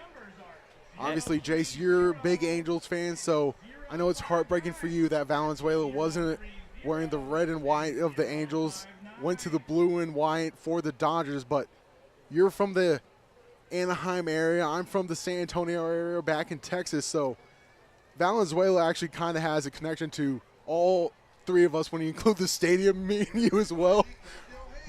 Played as a mission in San Antonio for a time, so really interesting to see all the connections here at the Power Stadium as it's quickly 1-1 to Jared Pugrad. A lot of big names, though, formerly playing for the Missions, Adrian Beltre being one of them. Fernando Valenzuela, and going around on the check swing is Pugrad. But Valenzuela, obviously really well known, playing for the Dodgers in the Chavez Ravine era, right when Dodger Stadium really was starting to become a big deal here in the greater LA area, the Orange County, and here all the way to Coachella Valley. I mean, there's so much great baseball here in the state of California. 2-2 to Pugrad. Yeah, and he made a big impact, obviously. Chopper left side, fielded on a charge by Amavisca, gets it to first for the second out. But as you were saying, Jayce. Yeah, quickly, how good is Amavisca over there? I mean, there's been a couple high choppers, a lot of weird balls hit his way, and that arm strength is really legit, and we've just been seeing him just throw absolute cannons over there at first. And Kirkland might have to ice his arm at the end of the game, or his glove hand, pardon me, at the end of the game for all the bolts he's been catching. But yeah, Fernando Valenzuela, a guy who obviously really invented the screwball pitch, a guy who started that and making the big impact that he did with the Dodgers in the 80s. And I mean, you talk about just one of their true greats, one of the true professionals, and one of the better southpaws really game's ever seen. 1-0 count. Goes to 2-0 as that one's low to Romero, the backstop. But Fernando Mania in the 80s caused by Fernando Valenzuela. And I mean, hopefully one day we see maybe Wilfred Mania from Wilfredo Valenzuela. I mean, so many great players come through this area of California to play baseballs. It's now a 3-0 count. The latest for the Power really being Tyler Wells for the Orioles. Drafted back in 2016, now a great player for the Baltimore Orioles. And I mean, what a team to watch, the Orioles, though, now. 3-0 count. That is a walk to Romero. So many big names for the Orioles right now. You got Jackson Holliday, Gunnar Henderson, Adley Rutschman. I mean, they're a team to watch every time they're on TV. Yeah, and going back to the MLB comment about Power, they've produced 94 total MLB players where they've played in a big league game at some point. There's 6 current MLB players right now who made an appearance last year. You know, you got the notable veteran. There's a pickoff there to first. You got the notable veteran, longtime reliever Brian Shaw, who's been around the game a while. Brett Sullivan, Brooks Kriske, Tyler Wells, who you just mentioned, Brian Servin, and Sawyer Gibson Long. Seth Mifflin enough to bat the center fielder on. Was also looking at all the colleges we're going to be seeing represented here at the Powers. That one's outside. I mean, so many great players that these players attend college at.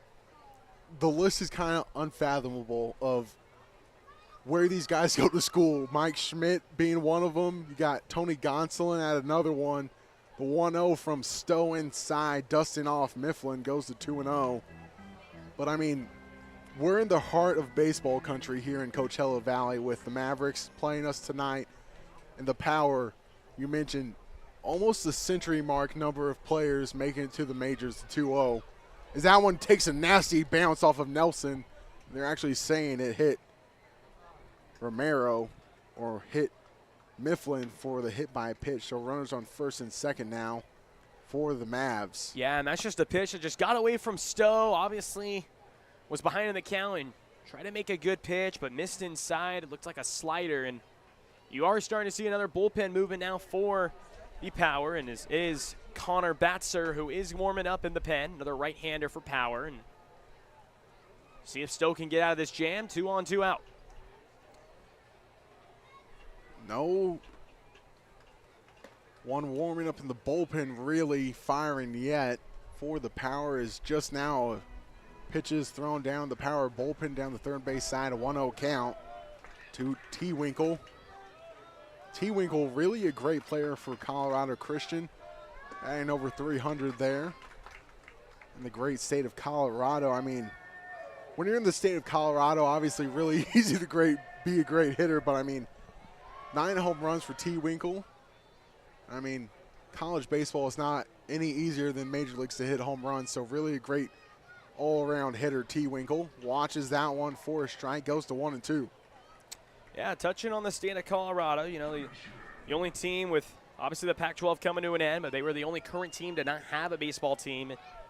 Obviously, you have Deion Sanders, who's made a huge impact already in their football program, and his goal, he said, before he leaves there, is to get enough money raised and get a baseball team there for Colorado Buffaloes. There's the 1-2 and the strikeout swinging for Stowe for the third out.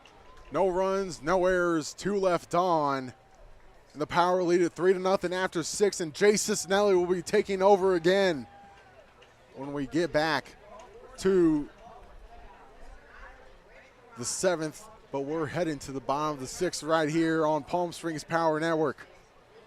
Building your business is no small undertaking, and you need the right team by your side. Whether you're just getting started or expanding nationwide, Pacific Premier Bank is here to support your business every step of the way. As your trusted banking partner, we can help guide you down the right path with customized solutions designed for your business. We'll help you achieve the success you deserve. Pacific Premier Bank. Let's build your future together. Hey, Power Baseball fans. Looking to hit a home run against pests in your home? Rudy's Pest Control is your winning choice. Rudy's Flex 80/90 Pest Control Plan offers effective and affordable protection with just 5 visits a year instead of the usual 12, so you'll have more time to do what you love. Visit rudyspest.com or call 760-746-PEST and declare, heck no, 12's gotta go. Rudy's Pest Control is your home run choice, so get started today. There's something winning in the Agua. Catch all the action at 360 Sports at Agua Caliente Casinos. Watch your favorite teams on our giant wraparound screens. See live scores on the LED sports ticker. Win big with our bar top games and enjoy great twists on bar food favorites. And with 3 premier casino locations, 360 Sports is the ultimate fan experience. For more information, visit aguacalientecasinos.com.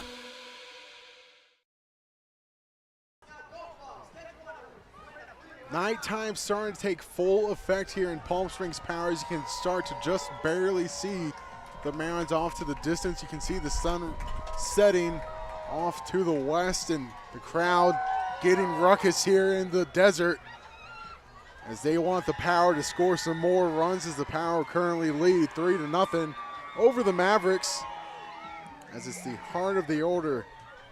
5, 6, and 7 due up for the Power here in the 6th. Now looks like possibly, is that Naff still on the mound? Can't see his number quite yet. That does look like it's Wilfredo Valenzuela on the mound now for the Mavericks, as we've got the first new pitcher for the SoCal Mavs, as it's Valenzuela, and day is done for Naff. 5 full innings of work 3 runs given up on 6 hits. Yeah, well, Wilfredo Valenzuela, a guy who's from Whittier, California, is in LA County and went to Cal High School back there, and now he goes to Fullerton Junior College and just finished his freshman year, but no stats were visible for him. Leading off, Isaiah Mongi facing Valenzuela for the first time. First Power to face him. It's always tough when you're the first guy to face a new pitcher, as you're got to be the one to analyze him and really pass along the information to your teammates. But now the task is on Mongi as he watches the first one for a ball, 1-0. And you want to see some consistency from the Power offense. Obviously, they had that big 3-run inning back in the third, but couple zeros since. Now 2-0 quickly from Valenzuela. The SoCal Mavs have players representing 9 schools: Hope International, Westcliff, Antelope Valley, Orange Coast, University of Laverne, Redlands University, Colorado Christian, Arizona Christian, and Fullerton Junior County, or JUCO, as it's now 2-1 to the shortstop Mongi. Fullerton, though, not producing any major league talent quite yet in their school history, as it's now 3-1 to Isaiah Mongi. Mongi from North Carolina A&T. Long trip for him getting out here to Coachella Valley, 3-1 on the day. Mongi fly out and eventually an RBI on the day. 3-1 from Valenzuela. That one's over the head of Romero and takes first base via the walk. As Walker Sanders now up to bat, 2 singles on the day. Sanders with his 2 singles playing right field from BYU. BYU, what a baseball school. A lot of players produced from BYU, over 30. A few of those being Dale Murphy and Hall of Famer for the Tigers, Jack Morris. That first one to Sanders in there for a strike. Good job there for Mongi. He's able to get on, leadoff base runner. We mentioned trying to get some consistency. They scored in the bottom of the third, and we're here in the bottom of the sixth. They haven't scored besides that inning. They do lead 3-0, but obviously no lead safe. You definitely want more runs here in the later innings. That one catches the outer side of the strike zone, but called a strike nonetheless. But BYU, over 100 draftees out of Utah there in Provo. First one being Tom Weir back in '65, and the latest Austin Deming, drafted by Houston in 2023. But over 100 players, Jayce, drafted out of BYU. That's one of the highest that I saw looking at all the colleges being represented by the Power. Obviously 25 schools being represented here for the Palm Springs Power. The 1-2 fisted high into the California night. Drifting back is Corridan, and he gets there in shallow right field and sets down Sanders for out number 1. And that's a tough play. Corridan had to cover a lot of ground. That was just a weirdly hit pop-up, kind of fading there toward foul territory. It did stay fair, and luckily for Corridan, if he doesn't make that play, that's a fair ball and a base hit for Sanders, which would have been his 3rd of the night. But luckily for the Mavericks, Corridan showing off the range and able to help out his pitcher and get that first out here in the 6th. A mound visit here by Romero, talking it over with Valenzuela. As Micromania returns to Palm Springs Stadium on Saturday, June 8th, after Power Baseball professional wrestlers jump into the ring in a night of fun for all ages.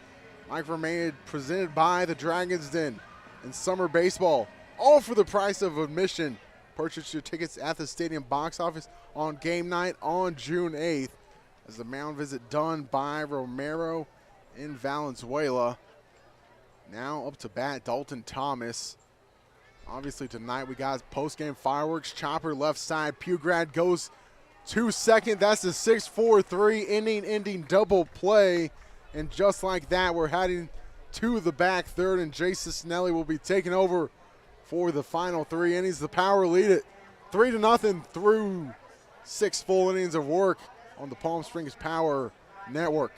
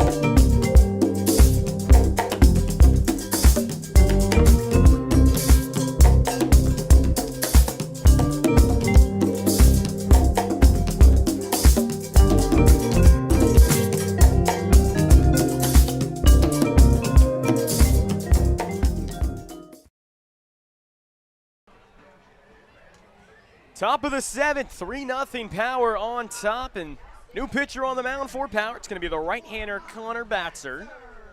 Comes in here as the 5'11" right-hander from Ridgecrest, California, where he graduated from Sherman E. Burroughs High School in 2022. Played 4 years there, all on varsity, and was named the Mohave River League MVP and team MVP.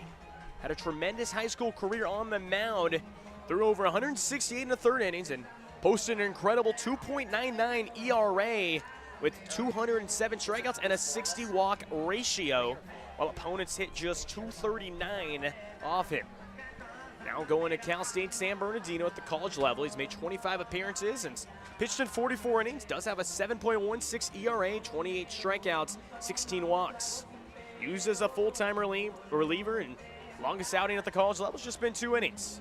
Not a big strikeout guy, but he's more of a ground ball pitcher, and obviously as a pitching coach, you love that, assuming he can find the zone. He could. Well, obviously, he does walk a lot of guys, but if he's around the zone, he can keep his pitch count low and see if he can provide the back 3 last 9 outs of the ball game and see if Power can hold on for the victory. So we'll have that final line for Trevor Stowe in a second. And here is the final line for Stowe. 3 innings of work. 3 innings of shutout work, 3 Ks, 1 walk, and 1 hit by pitch. So good debut for Stowe. As Batzer releases a fastball, his hat came off. He threw it so hard. That one misses inside. 2-0 here to Isaac Miller, 9-hitter, 0 for 2, couple ground outs. Grounded out to third his first plate appearance and grounded out to second back in the 4th. 2-0. There's a spinner in there. Looked more like a hard slider. They're on the inner half. 2 balls and a strike.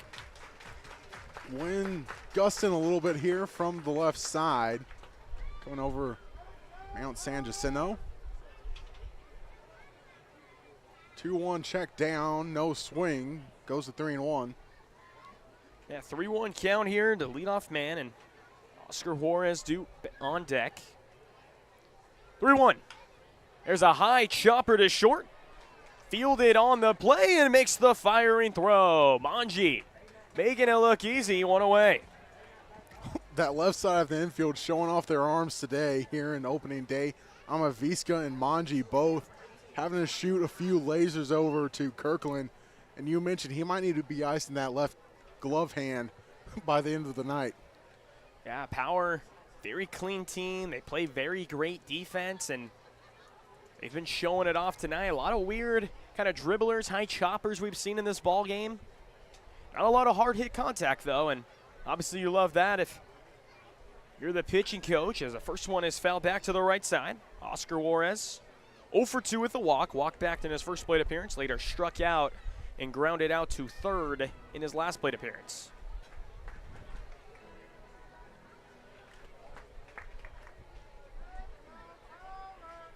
Next pitch, and that one misses low in the dirt. Ball and a strike.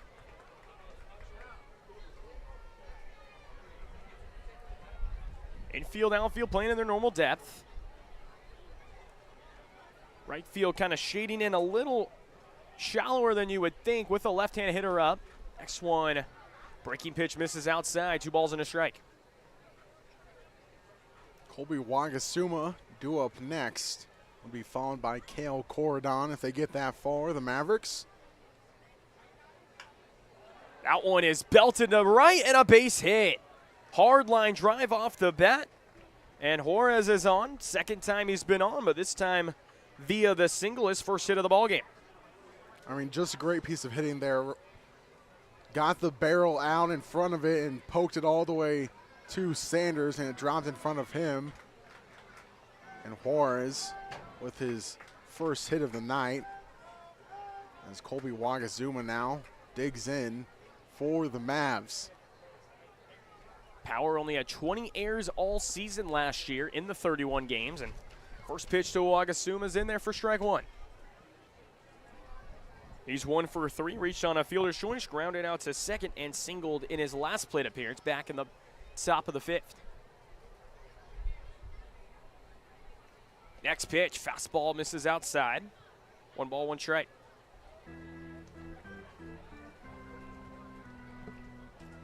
Got post-game fireworks coming up here at Palm Springs Stadium. So you got to make sure you come out here sometime this season if you have the opportunity. Great misting system to help keep you cool.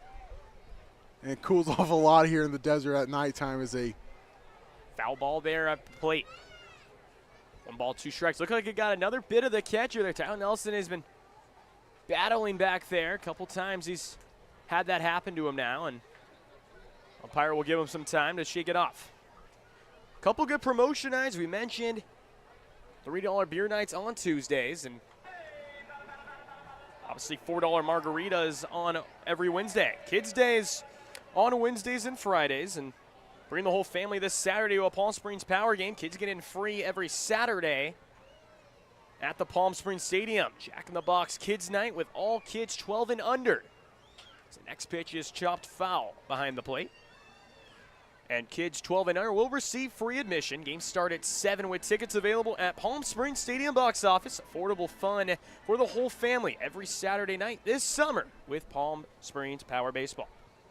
And we mentioned earlier about how the Power don't have a lot of depth quite yet at the catching position. We're still waiting on Carson Evans to get here. That fastball misses on the outer half. 2 balls, 2 strikes. Batzer's really been working that outer half so far in this inning, but hasn't found a lot of close pitches that he would like. A lot of them have missed. Not quite close that he would like. Maybe get some calls from the umpire. Backdoor sled, that one misses outside as well. Count runs full now, here to 3-2. As we actually look at the Louisiana Tech Bulldogs score facing the Kansas State Wildcats, it's 9-4 in the top of the 6th in favor of the Wildcats. So a couple of Palm Spring Power players in action as that one goes right off the foul pole netting. Keeps it at a full count. Yeah, wind's starting to pick up here, and obviously we mentioned we're located near mountains. Going to be a lot of windy nights here. Very good crowd here in the opener. Where else would you want to be here in Palm Springs at night? Temperatures usually drop to the 90s, even when you get into the 115-degree days. And swung on and miss. First strike 3, throw down to second, not in time. So Wagasuma goes down on the strikeout. First time he's gone down via the strikeout victim, but Juarez now at second via the stolen base.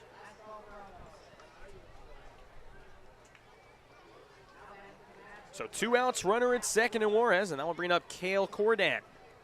1 for 3, pardon me, had their first extra base hit of this ball game. That was back in the top of the 3rd. Was a 2-out double and was stranded later in that inning. Mavericks with 5 hits, Power with 6. Is Power on top 3-0. First one misses inside of Cordan.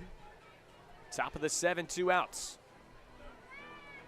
2 errors for the Mavericks, none for the Power. One of those errors were costly and costed the Mavericks a run. Checks the runner, next pitch. Good slider. Able to find the zone. That one was a good slider, started inside. It looks like Cordan might have had to get out of the way and had that late movement on it and is able to make it look pretty right in the zone. 1-1 to Cordan. And there's a line drive, base hit into center field. They're going to hold up the runner. Off throw to the cutoff man, and looks like they might have been able to score on the play as Tarek's throw to the cutoff was wide to the right, but they play it safe and hold Juarez at third. Another great piece of hitting there by the Mavericks as Cordan just shot that one straight back up the middle. And Torek, with the good arm, had to keep Juarez at third, or risk the third out at the plate, and that would have been a devastating third out here in the late innings. So 2 outs, runners on the corners. Nathan Macis, big cut and a miss. Macis a strikeout and a ground out on the evening. Pardon me, it's a pinch hitter. Looks like it's Christian Takahashi. Pinch hitting here for Nathan Macis in the DH role. 0-1, Takahashi out late again. Coming cold off the bench and really in a tough spot. I mean, this is the first time Mavericks have had a runner at third in this ball game, and obviously we love a run. You're only down 3, tying run at the plate. Takahashi's representing, but couple late hacks off the bench and down 0-2. And there's a line drive, base hit into right center. It will split the gap. Easily scoring will be the first run for the Mavericks. The throw is cut off into second, and scoring is Juarez. Cordan goes to third, first to third, and good piece of hitting for Takahashi on an 0-2 count. Mavericks get on the board. First run for the Mavericks here against the Power, and you mentioned great piece of hitting there by Takahashi. Split the gap, but great job by Sanders to get to it quickly to keep just allowing 1 run to score. RBI single for Takahashi. So here's Jared Puggrade. He's 1 for 3 with a single. Takes a strike. Not a lot of people realize just how hard it is pinch hitting too, coming cold off the bench, not knowing if you're going to get an appearance, and then you got to go and produce. And Takahashi right there coming up big for the Mavericks as he takes off for second. That one's kind of a weirdly hit ball and a chopper kind of foul just to the left of the third base bag, and down 0-2. 2 outs here in the top of the 7th.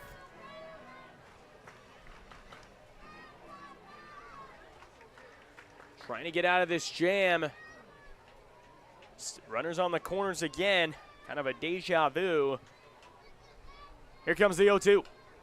And that one's fouled just to back of the booth, just to the right of us. That's why you bring a glove to a ball game. I thought that one was going to end up coming straight to us, but I think it hit just a little high and right of us. I'm not sure if our PA announcer over there is good. Adam Oppenheim will be joining us on the broadcast tomorrow night, or our music man. Yeah, and, you know, they're keeping us alert as well, and we're not even on the field. Very intense pitch, another 0-2. Runner goes, swung on and missed for strike 3. Puggrade goes down. They get out of the jam. Mavericks do get on the board. It's 3-1, stretch time here at Palm Springs Stadium.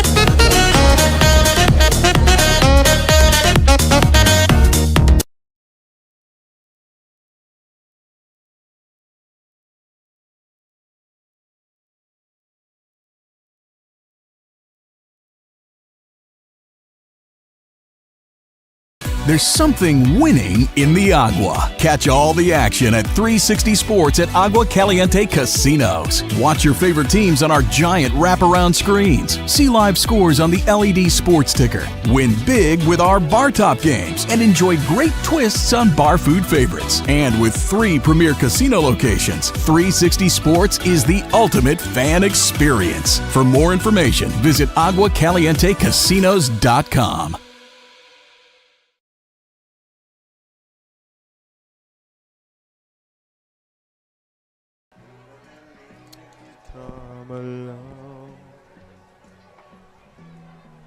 Back here for the bottom of the 7th.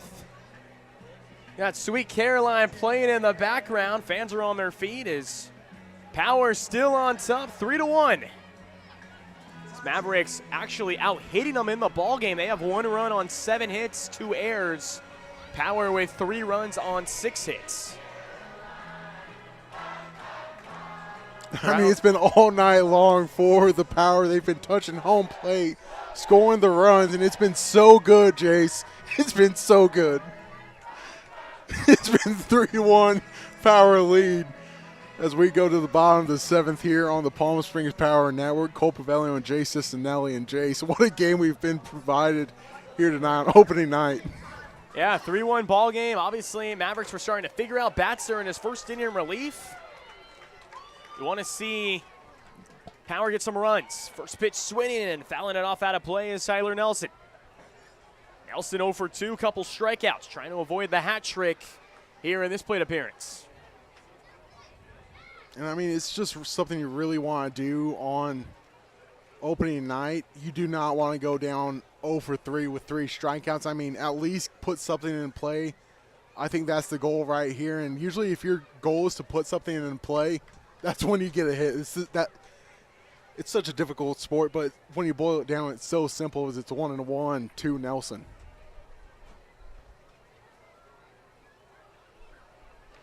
Here comes the 1-1 from Valenzuela. Slider, big cut on and miss, swung right through it, pulled the strain, ball and 2 strikes. Power, as we mentioned, they just had that big 3rd inning. Bats have been relatively quiet as the opening game, but obviously you would love to try and get more runs and have a safe lead. You're 6 outs away from holding on for the victory, but you're trying to get more runs as Osby pitch gets behind the backstop and missed outside and low. 2-2 the count. And I think the big thing is just keeping that win streak from last year, continuing it to 20 games to the 2-decade mark. 2-2 count coming up for Nelson. Here's the 2-2. And Nelson goes down. Hat trick struck him out. 3rd time he's gone down, 1 away. And I think the best way to look at it for Nelson is you just can go up from here throughout the rest of the year. As it's now Richie Amavisca fly out in a strikeout, but shown off the arm in the field for the Power. Facing Valenzuela here in the 7th.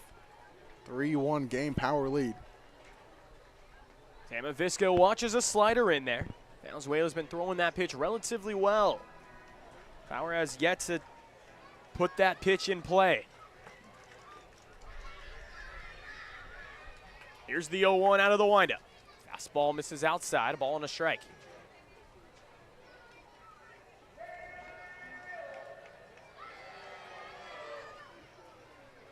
Amavisca 0 for 2, strikeout and a fly out to center. Here's the 1-1 pitch, and that one misses low in the dirt. 2 balls and a strike.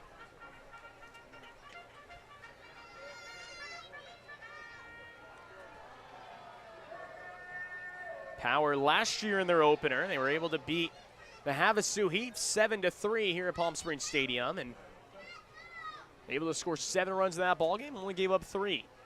Next one, this one's a slow chopper up the middle, and it gets through the hole.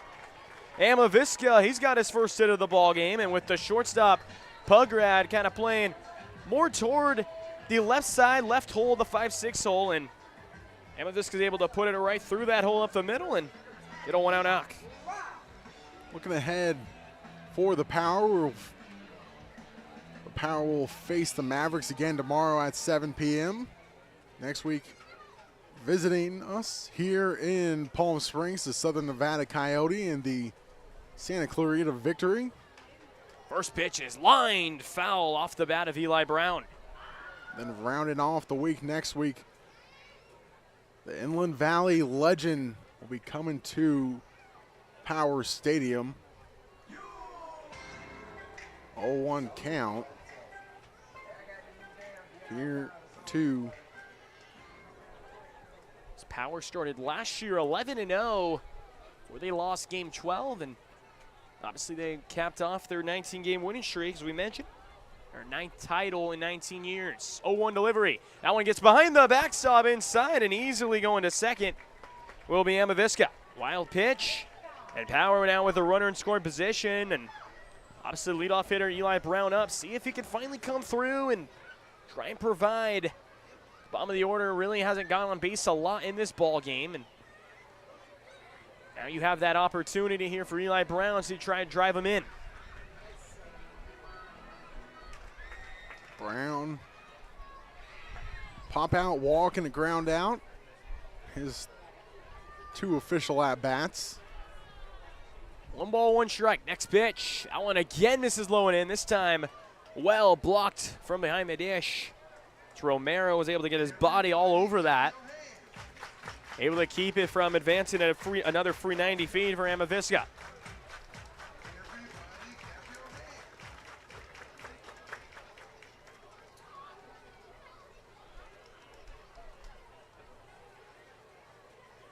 Here's the 2-1.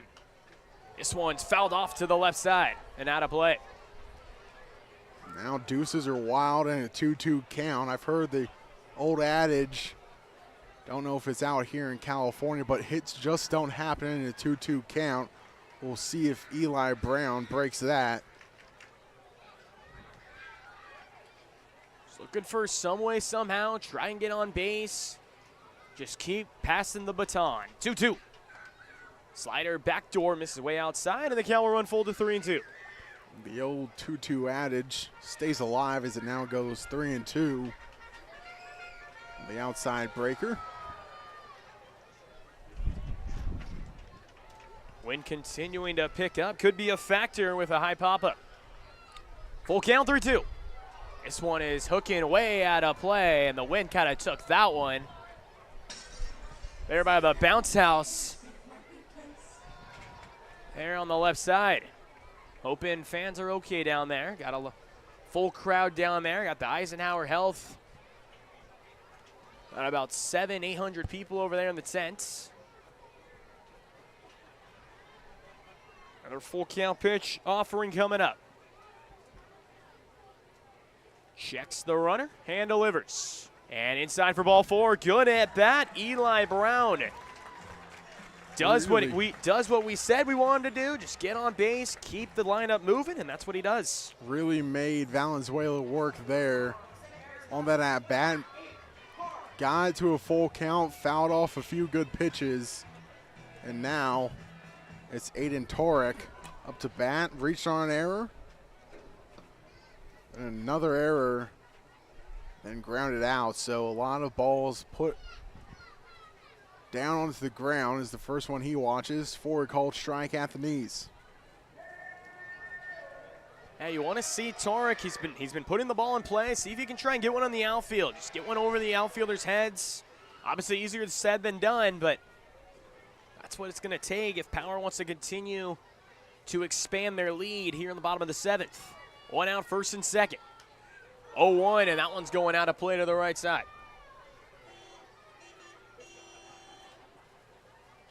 Over into the park, and hopefully no one's taking a nighttime stroll, or else they might have caught a stray ball to the back of the head. 0-2.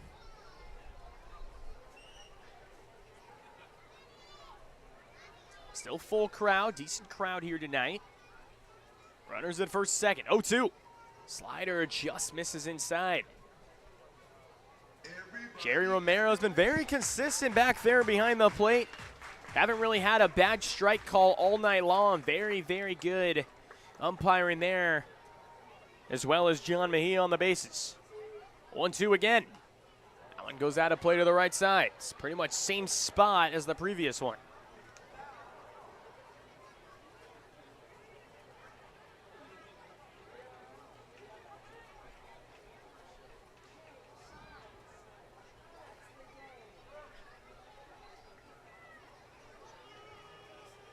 So 1-2 count coming up again.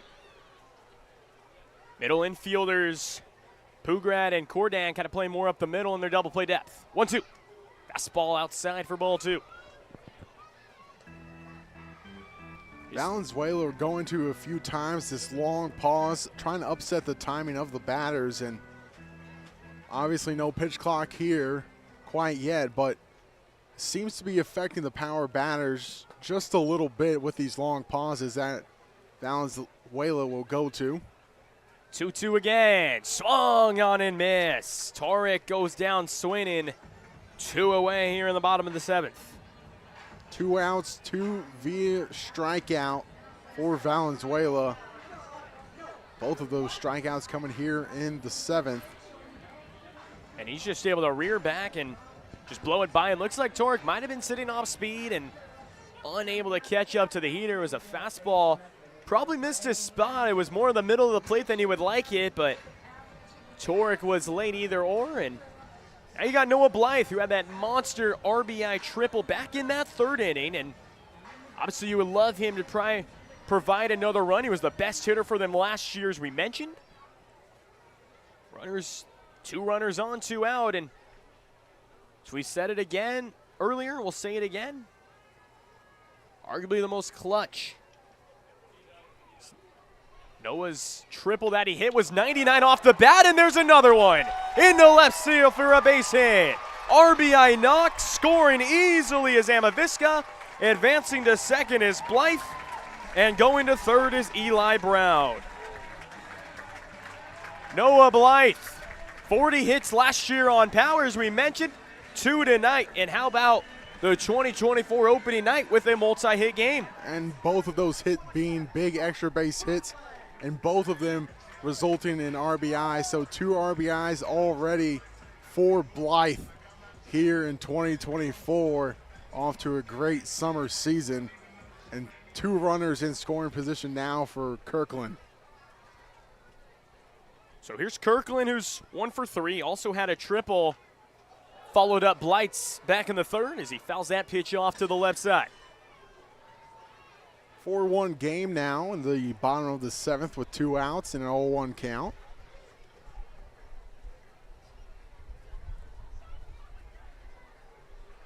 Second baseman for the Mavericks, kind of playing in shallow center field. That's Cordan, pardon me. Middle of the infield, wide open up the middle. See if Kirkland could try and poke one there. That will score 2 more. And when you're known for being a pull hitter, you really just got to focus on hitting it straight up the middle. Maybe shorten up the swing a bit. Just focus on putting it straight up the middle to drive in a couple more runs for the power. Open stance, Kirkland stands, and that one good back. Another good stop there from the catcher, Romero's. Another overthrown off-speed pitch, bounced there in the dirt. Able to field it well, and that's why catchers practice that every single day. Going to be seeing a wild pitch, especially in some clutch situations. It's another game-saving run with that stop, and that one big heater on the upper inside quadrant. Kirkland kind of had to back away from it a little bit. Now we'll run it to 3-1. 3-1 count seems like the best hitter count you want to be in, because 90% of the time you know the fastball's coming. See if Kirkland take advantage of it. Next pitch, there it is, and he lines it into left center field. That splits the alley, 2-run scoring. Kirkland on his way to second, he's in there. A 2 RBI double, his second extra base hit and RBIs of the game, and Power up 6-0. What a 3-4 spot for the Power here on opening night between the 2 batters. That is 4 RBIs of the 6 runs. And we'll have a pitching change here for the Mavericks, and we'll get that new pitcher coming up here on the Palm Springs Power Network, as we'll take a quick break here on the Palm Springs Power Network. There's something winning in the agua. Catch all the action at 360 Sports at Agua Caliente Casinos. Watch your favorite teams on our giant wraparound screens. See live scores on the LED sports ticker. Win big with our bar top games and enjoy great twists on bar food favorites. And with 3 premier casino locations, 360 Sports is the ultimate fan experience. For more information, visit aguacalientecasinos.com.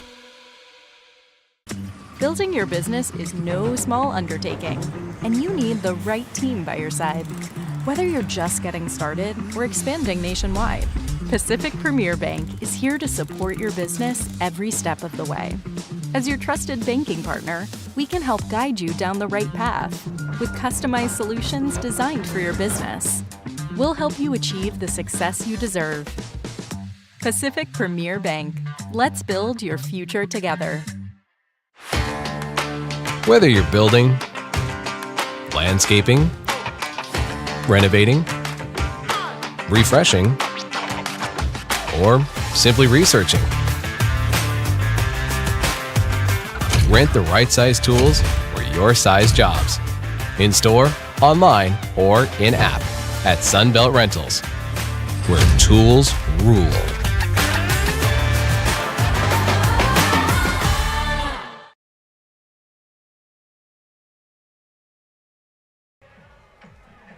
Back here for the bottom of 7, pitching change is going to be a new right-hander in Keaton Slack, who's another right-hander from Westcliff University. He's originally from Huntington Beach, California. Pitched in 14 games for Westcliff. Started 13 of those, a 4-5 record, 63 innings pitched, 75 hits allowed, 42 earned runs, 26 walks, 39 punch-outs. Also with a 6 ERA in those innings as Bonji watches the first pitch go by him for a strike.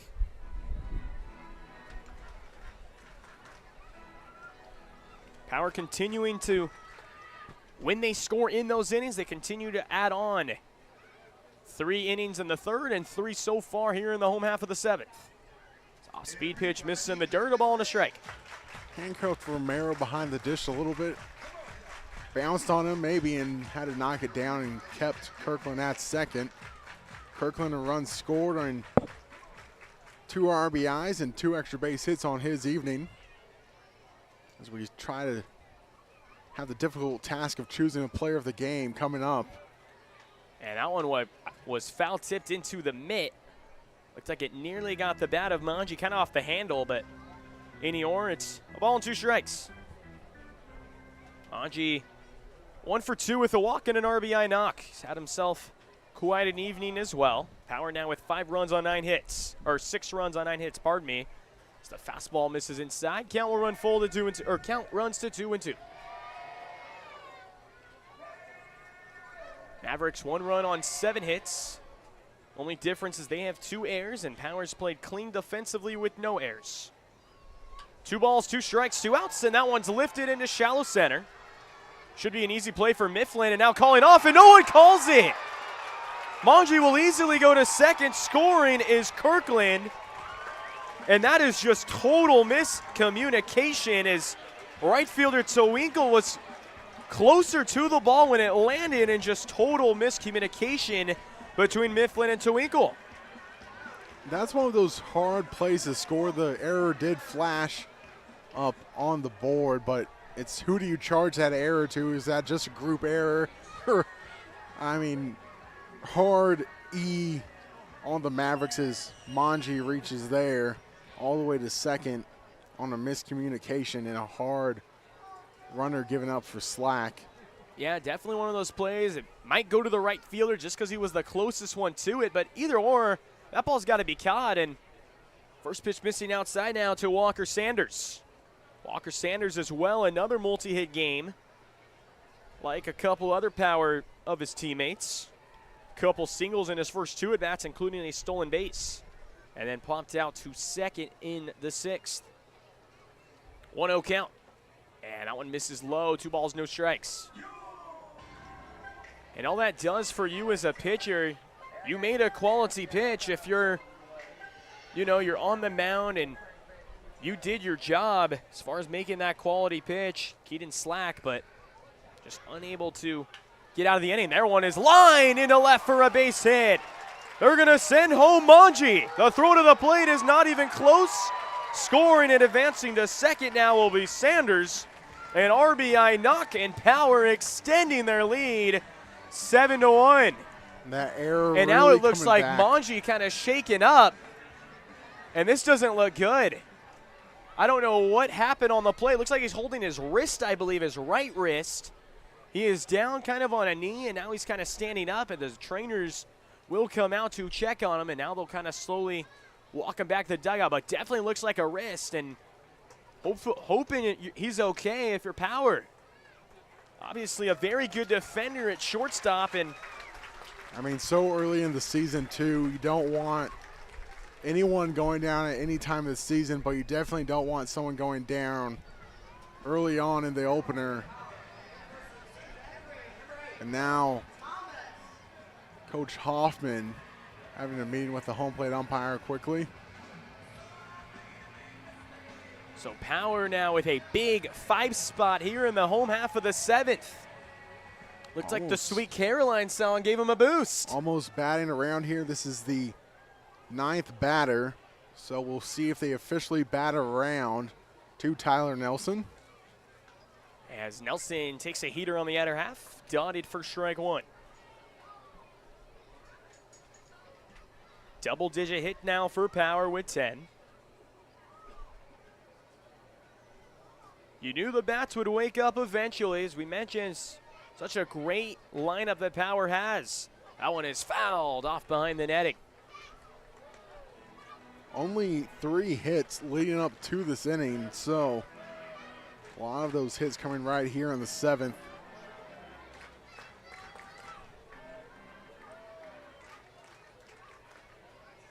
Two outs, 0-2 count, and Sanders representing the runner at second. 5 runs home in the inning. Power leading 8-1 here in the 7th. 0-2. This one is grounded foul to the right field line.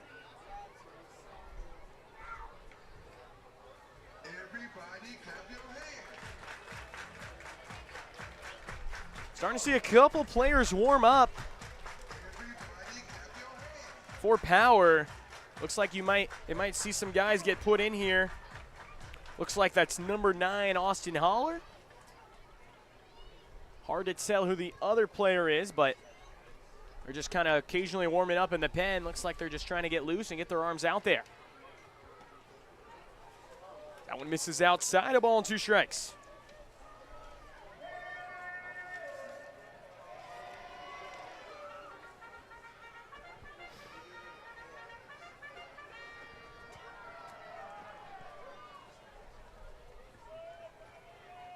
So 1-2 count here to Dalton Thomas.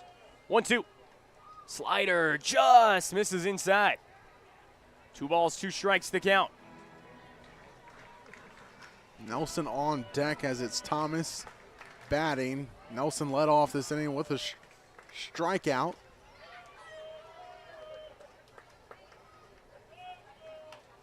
There's a high chopper to short. Fielded by Pougrade. Throws to first just in time to finally put an end to the inning. All 9 hitters come up in the inning for Power. They get 5 runs in the frame. They lead 8-1 as we head to the 8th. Try our big, beautiful all-day menu with more than 70 delicious dishes and our award-winning 3-course brunch for only $29.99. At Palm Springs' most popular restaurant, there's always a party at Lulu. Whenever you find yourself hungry for something real, simple, and true, we're here for you. That's what a hamburger's all about.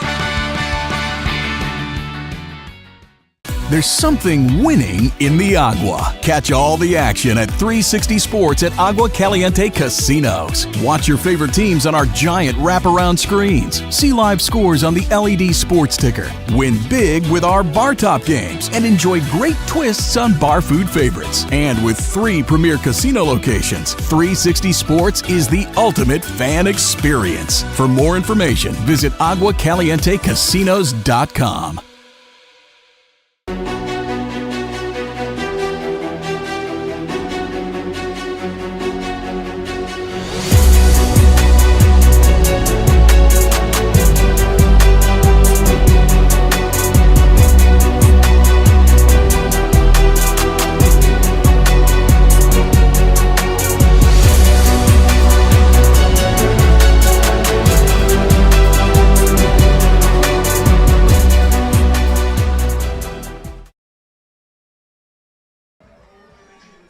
So we're back here for the top of the 8th. We have a new defensive replacement. Austin Haller will take over at second base, and sliding from second to short will be Dalton Thomas as Isaiah Manji, who got banged up in the last inning scoring a run, kind of hurting his right wrist. They don't want to take any chances, so they take him out of the ball game, and that's where we're at as Batzer back out there for his second inning in relief.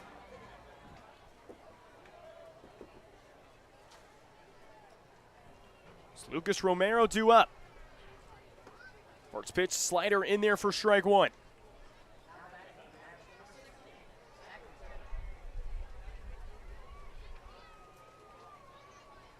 Here's the 0-1.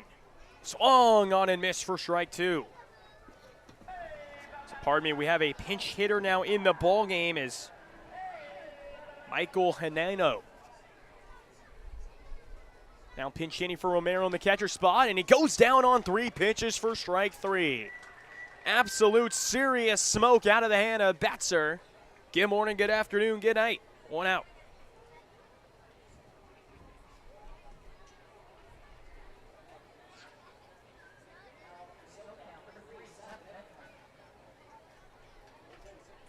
So here's Seth Mifflin, who's 0 for 1 with a walk and a hit by pitch, so he's been on base twice tonight. That one's in there for strike one.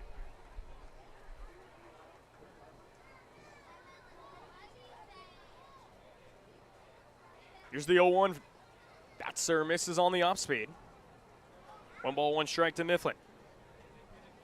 Trying to just see Power 5 outs away from winning this ball game, and just a big offensive explosion. 2 innings. They've got 3 in the 3rd, and that big 5 spot that they just got in the home half of the 7th. That one misses outside for ball 2.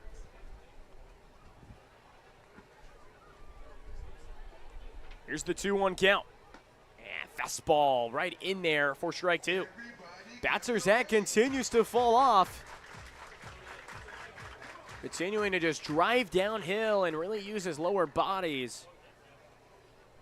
Seemingly looks like the fastest pitcher we've seen tonight. That one changeup dives low, and the count will run full to 3-2.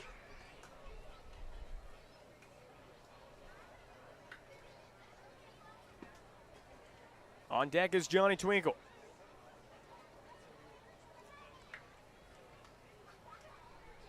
Three-two. And there's a slow chopper to third. Amaviska makes it look easy again. Throws an absolute cannon over there for out number 2.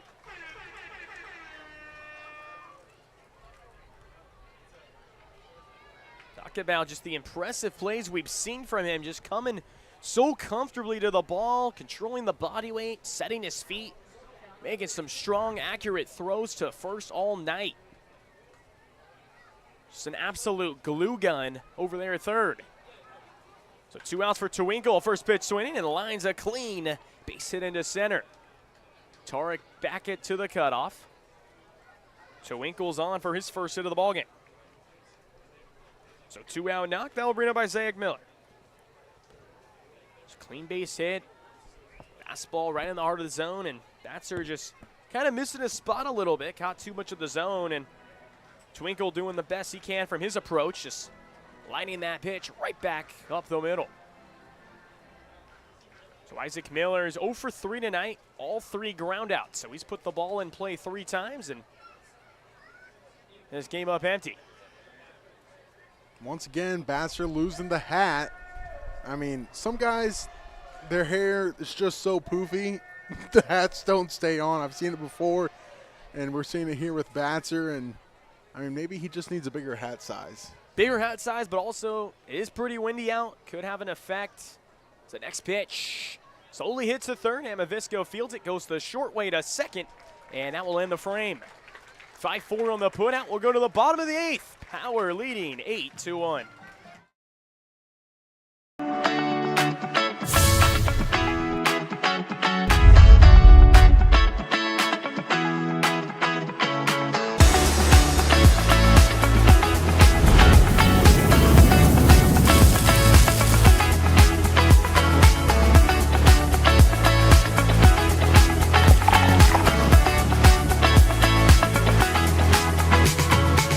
2 locations with something for everyone. Stuffed Pizza Bar and Grill.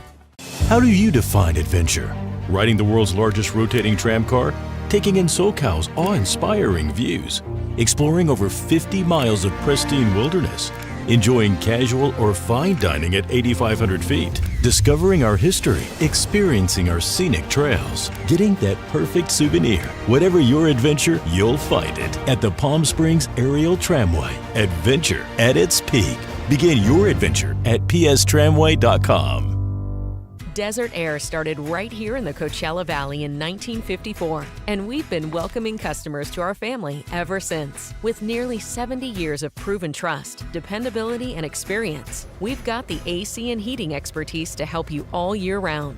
Plus, our factory-trained technicians provide well-informed maintenance, repairs, and installation, so you get our industry-best products with industry-best service. Contact our family at Desert Air. We'll make sure you live comfortably, always.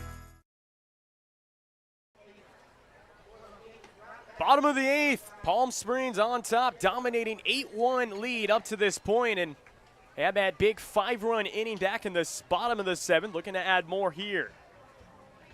Power with their 9-1 two-hitters coming up, Amaviska, Eli Brown, and Aiden Tarek.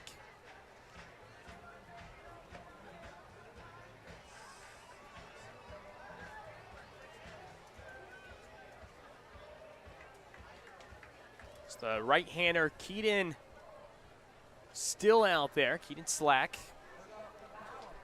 Third pitcher that's been used for the Mavericks up to this point.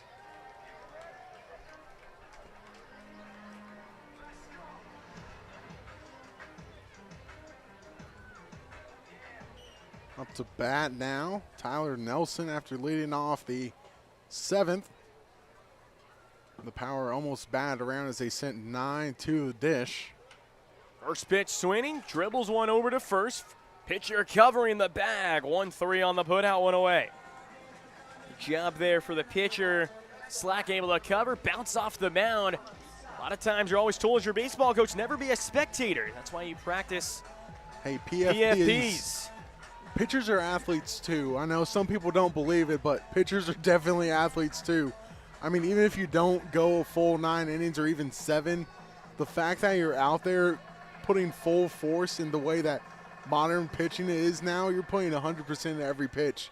And it's not easy being out there. Is now Richie Amaviska up to bat.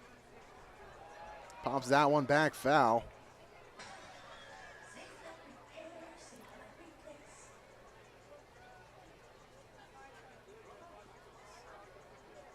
Oh, 1 count to Amaviska. Working out of the windup is Slack, 0-1 delivery. That one is the line, just foul by a hair. Amaviska 1 for 3 on the day. Eventually scoring last inning. A strikeout and a fly out. His 2 other at-bats.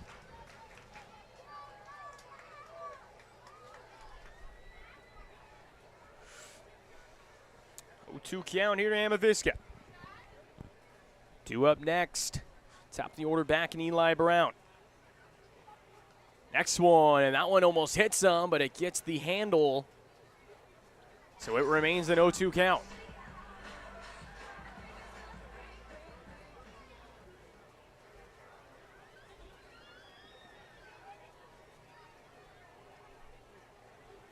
Oh, 2 again. That one jam shot and fouled down the left field line.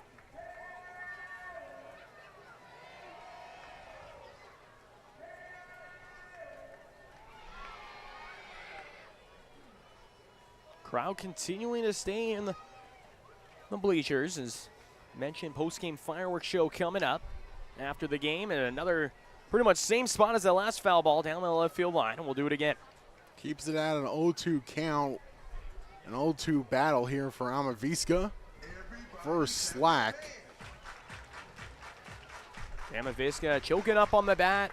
The classic 2-strike approach, just shortening up and trying to get a base knock. Good eye there. Off speed, missing low and away.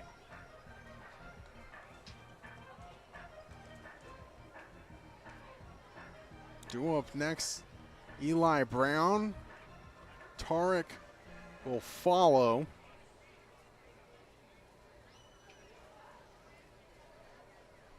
Here comes the 1-2. And there's a line drive. Base hit into center field. Amy Visca back-to-back at-bats with a base hit. His second of the ball game.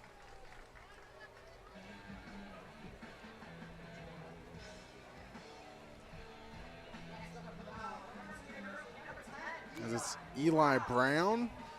Ground out, walk, ground out, and another walk. Eventually came around to score last inning in that big 5-run 7th inning, making it an 8-1 game. Brown looking for his first hit of the ball game from the leadoff spot, and he rolls one over to the right side and booted as the second baseman. He'll reach on base. Kind of a tough play on the run as we await the official scoring, and they are going to give it an error. Yeah, Bane play. Obviously touched his glove, should have been made, and that's error number 4. That's another E4 on the night for Corridan. So it's been a rough fielding night for Corridan, as that is another error charged to his name.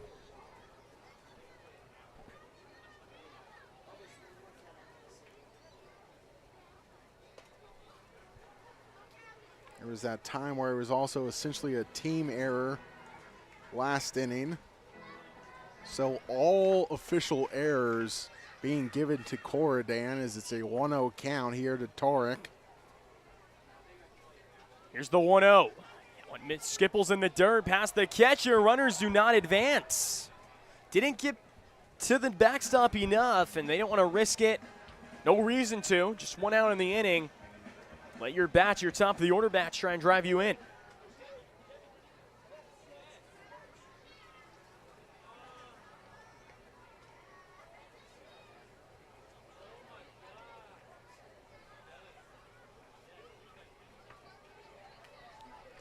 Swung on and missed, just right through the fastball. 2 balls and a strike.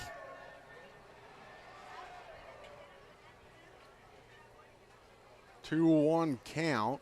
Power lead it. Bottom of the 8th, 8-1. This one is lined. Foul by the netting. Some good exit velo off the bat, but just late. Couldn't put it in play. We'll do it again at 2-2.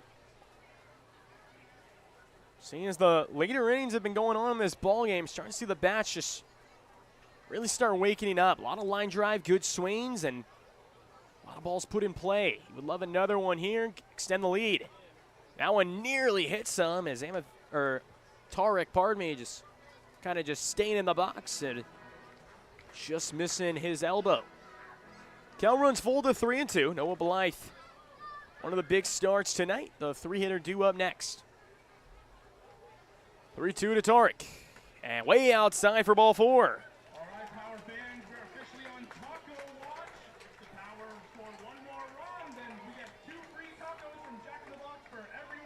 They just announced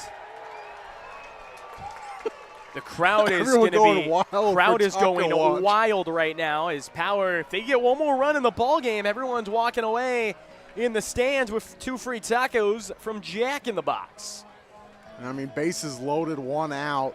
A lot of different ways Blythe could blow this game wide open.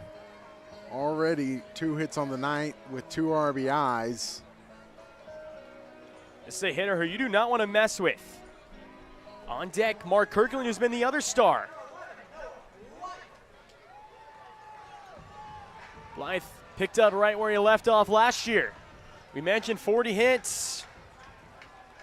Led the team in doubles, RBIs, runs scored, batting average, on base percentage, OPS, everything pretty much besides the power numbers, and he watches a fastball in there on the outer half.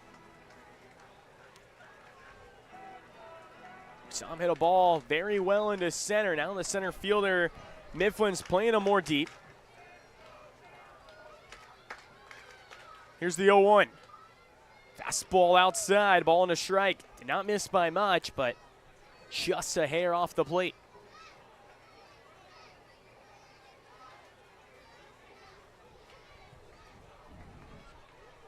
1 ball, 1 strike here to Blythe. 1-1. And this one is launched down the right field line, but hooking and foul. Man, that one would have been, I think, the bases clearing hit there, as that one was hooking towards the foul pole. And it's a really deep towards the foul pole. It's 350 to both and 400 dead center. So, I mean, really taking favor of that Polo Grounds name. A 1-2 count. Here comes the Blythe. And Blythe launches one deep to right field. Hooking the wind's taking it, but caught. Runners, all of them will advance. It'll be a sac fly RBI for Blythe. He's got his 3rd of the ball game. And the fans go crazy for the 2 free tacos on the 9 runs. Thanks to the sac fly and the runners advancing. And now looks like we'll have another pitching change for the Mavericks. So we'll be back here on the Palm Springs Power Network as the Power lead at 9-1. Think of the highest quality you can imagine. Now, think higher.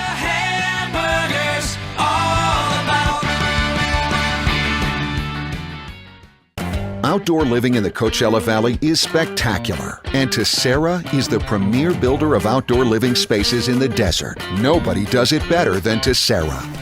From one end of this valley to the other, from Palm Springs to Rancho Mirage, Palm Desert, to Indio and La Quinta. For 35 years, we've created the ultimate in outdoor living, landscaping, pools, and patios, so you and your family can enjoy each other. Live well. Live Tessera.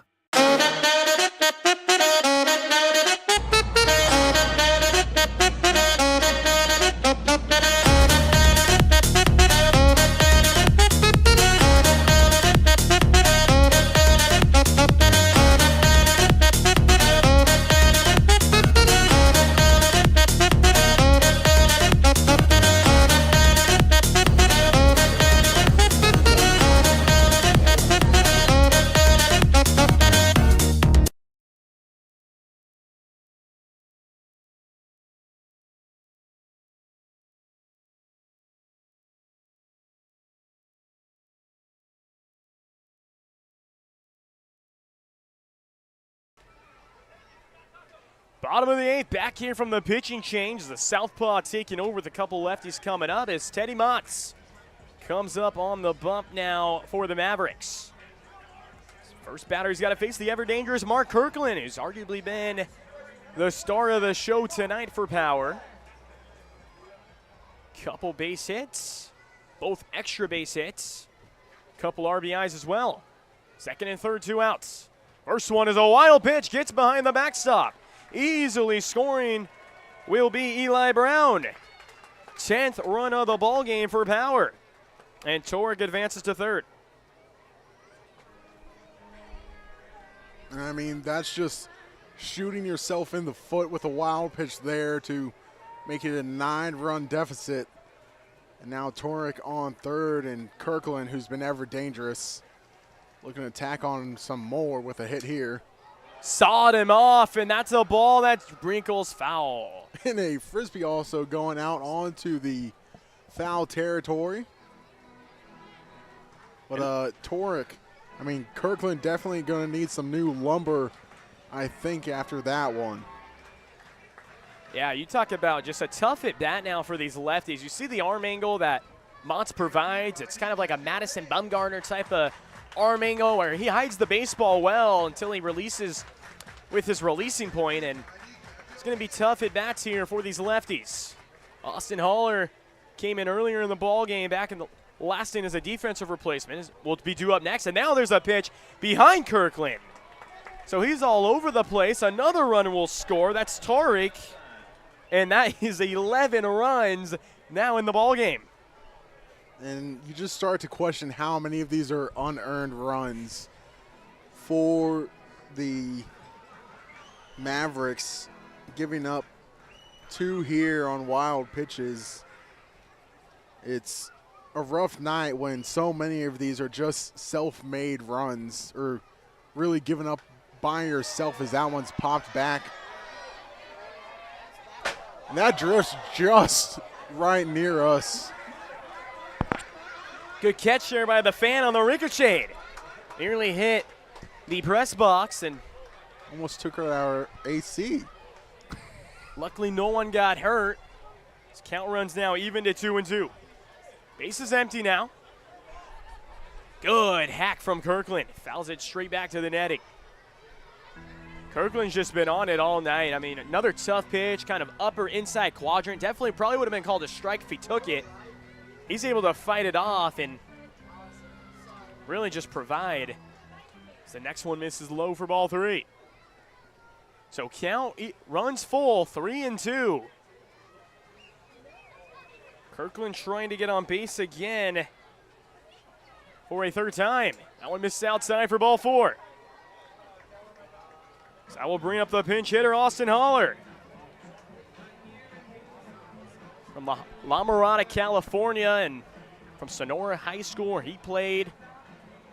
Former Santa Ana Community College and just finished off his junior year at Western Kentucky. And I got a story for you guys, for those of you watching, as I've had the pleasure to play with Austin Holler for a very long time. We played baseball together since 5 years old, and we're high school teammates at Sonora High School in La Habra, California. And it's a good pleasure, a good guy, just a guy who always practicing his craft. That one is bounced, spiked, a fastball well overthrown. Kirkland advanced to second. That's already the third wild pitch. Third wild pitch already of the inning, but going back to Austin, just a guy had a batting cage in his backyard, would take hacks every night, just trying to perfect his craft. And he literally just got here in Palm Springs at 3 o'clock this afternoon. There's another one spiked. 4 wild pitches. And now Kirkland just trotting over to third. And no one warming up in the Mavericks bullpen. And you mentioned Holler just getting here from Western Kentucky, the Hilltoppers. Season came to a close. I actually know one of their play-by-play, and we got the scouting report on him. Obviously, you know him well, but just a great OBP guy. Not a lot of pop in the bat, but will get on base an astronomical amount of times. And that one misses. I believe it's 3-0 the count, and Austin Holler really tore it up in Western Kentucky. I mean, he tore it up in Santa Ana College, 331 batting average in 94 games, 12 doubles, 5 triples, 8 homers, 71 RBIs, and he works a 4-pitch walk. It sounds like Holler just really epitomizes that time and time phrase, a JUCO bandit. I mean, you start off not well known, you absolutely just bounce onto the scene in JUCO, and then everyone takes notice of you, and you kind of have your pick of choice of going wherever you want and deciding to go to Western Kentucky to be a Hilltopper, and now back in here in California for the summer, for the power, and the first one to Sanders is low in the dirt. So runners on the corners now for power. Sanders 3 for 4, 3 base hits tonight. Only power hitter with 3 hits in the ballgame. Alan Skimples again. It's just 2-0, and you're looking at about 9 balls straight. If you're power, you're not even taking a hack. You got to see a pitch come right down the middle and just wild pitching, and that one missed for ball 3. Make that 10 straight. 10 straight balls.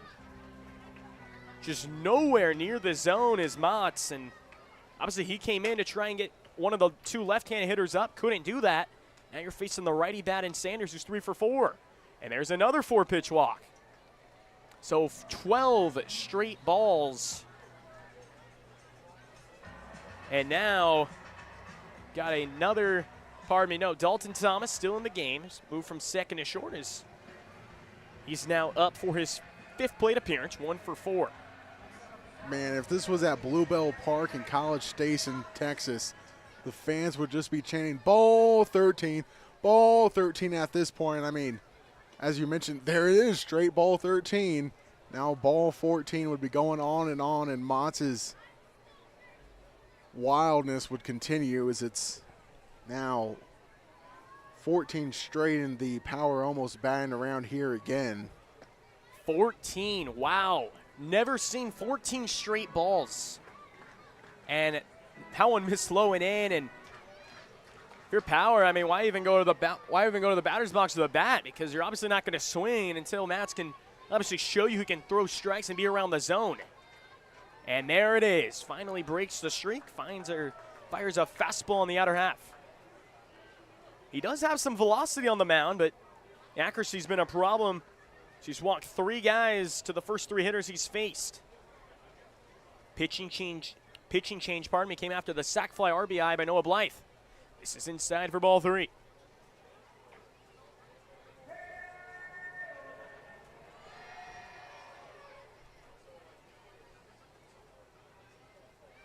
And once again, Nelson led off the inning and almost batting around here again, as it's now a full count after that last one called a strike.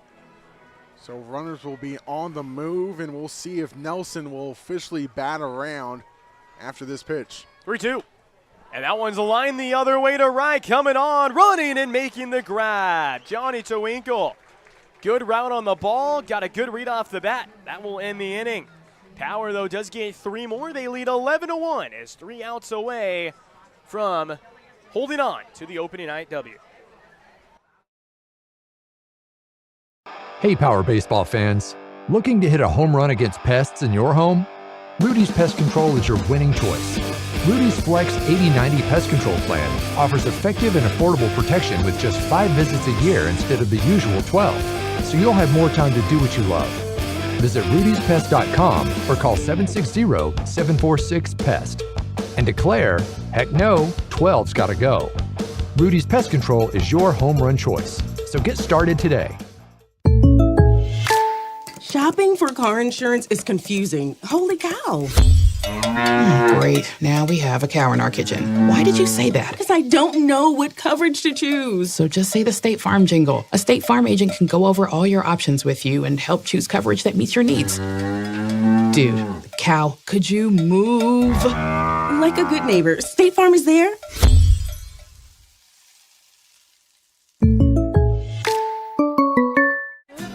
Family setting, you know, we get into conversation, and it's comfortable here is what I guess I'll say. It's comfortable. The hot cocoa has whipped cream and sprinkles in the whipped cream in the hot cocoa. Very family oriented.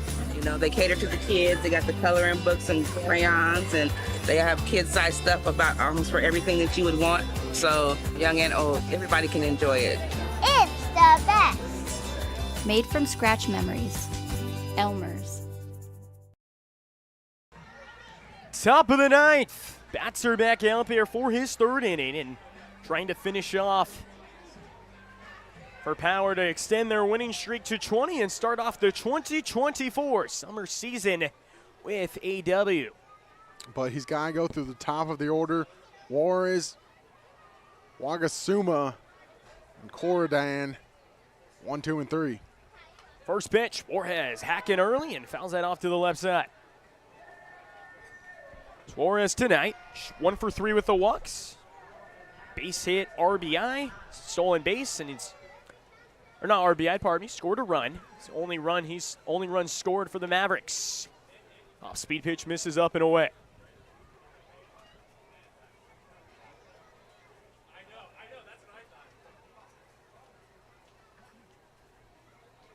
One here to Juarez.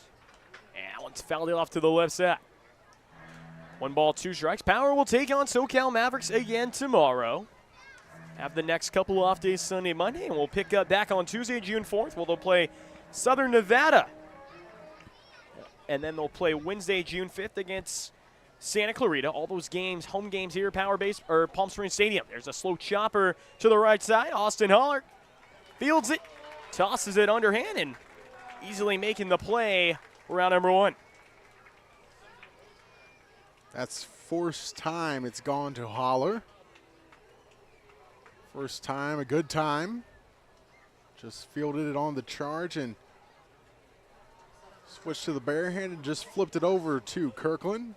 for the first out. Down to the final 2 outs for the Mavericks. There's an off-speed pitch, finds the zone to Wagasama. Wagasama 1 for 4, singled back in the 5th inning. Another slowly hit chopper right to Holler at second. Easy play again. Ball has found him since he's came in the ball game. Couple putouts here in the inning. And 1 out away now for Power to hold on to the victory. It's Corridan, last hope for the Mavericks. He's been their best hitter tonight, 2 for 4, a single and a double. Also a strikeout looking in his first plate appearance and a ground out as well. Matzer looking to get him. There's the hat falling off again that we've seen a couple times tonight. That one misses outside for ball 1.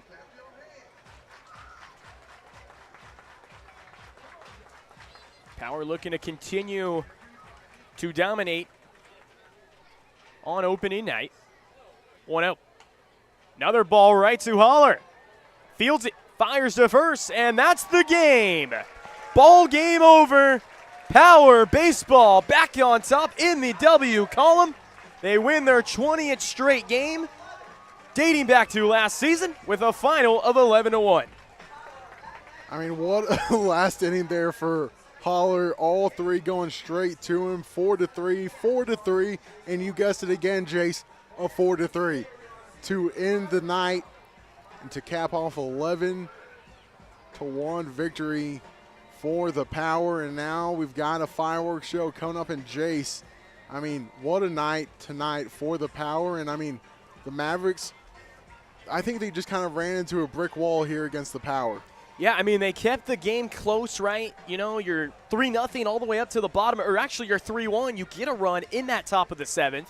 Then the pitching kind of just fell off the tracks. A lot of free passes, and then Power, their bats really exploded. They were able to pick it up, and obviously, you would love to see, you know, just try and continue to get on that W column.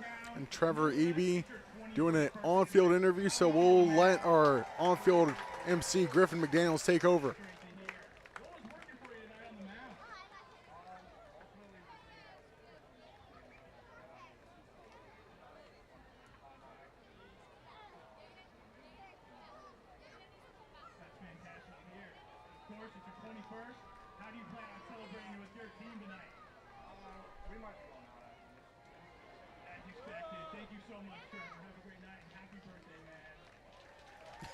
Wow, getting a win on your birthday, what a better way to close out your birthday night than getting a victory. Yeah, 21st birthday, and just what an outing, really, for the whole pitching staff. I mean, Mavs finished 1 run on 8 hits. They were getting some hits, but 4 errors, and that really costed them a lot. And Power finishing the night 11 runs, 11 hits, no errors, and obviously just continuing to dominate on opening night, extending the winning streak to 20, and they're one game done, and they're trying to get to their goal, which is to go undefeated, as we talked about in the Open, and they do it on opening night here on May 31st by a final of 11-1. This Power will be back for tomorrow night on the broadcast as game time at 7 p.m. as they will be facing SoCal Mavericks again tomorrow. That will be all from us here in the broadcast booth. Jayce Cicinelli, Paveglio, wishing you guys a very good rest of your evening.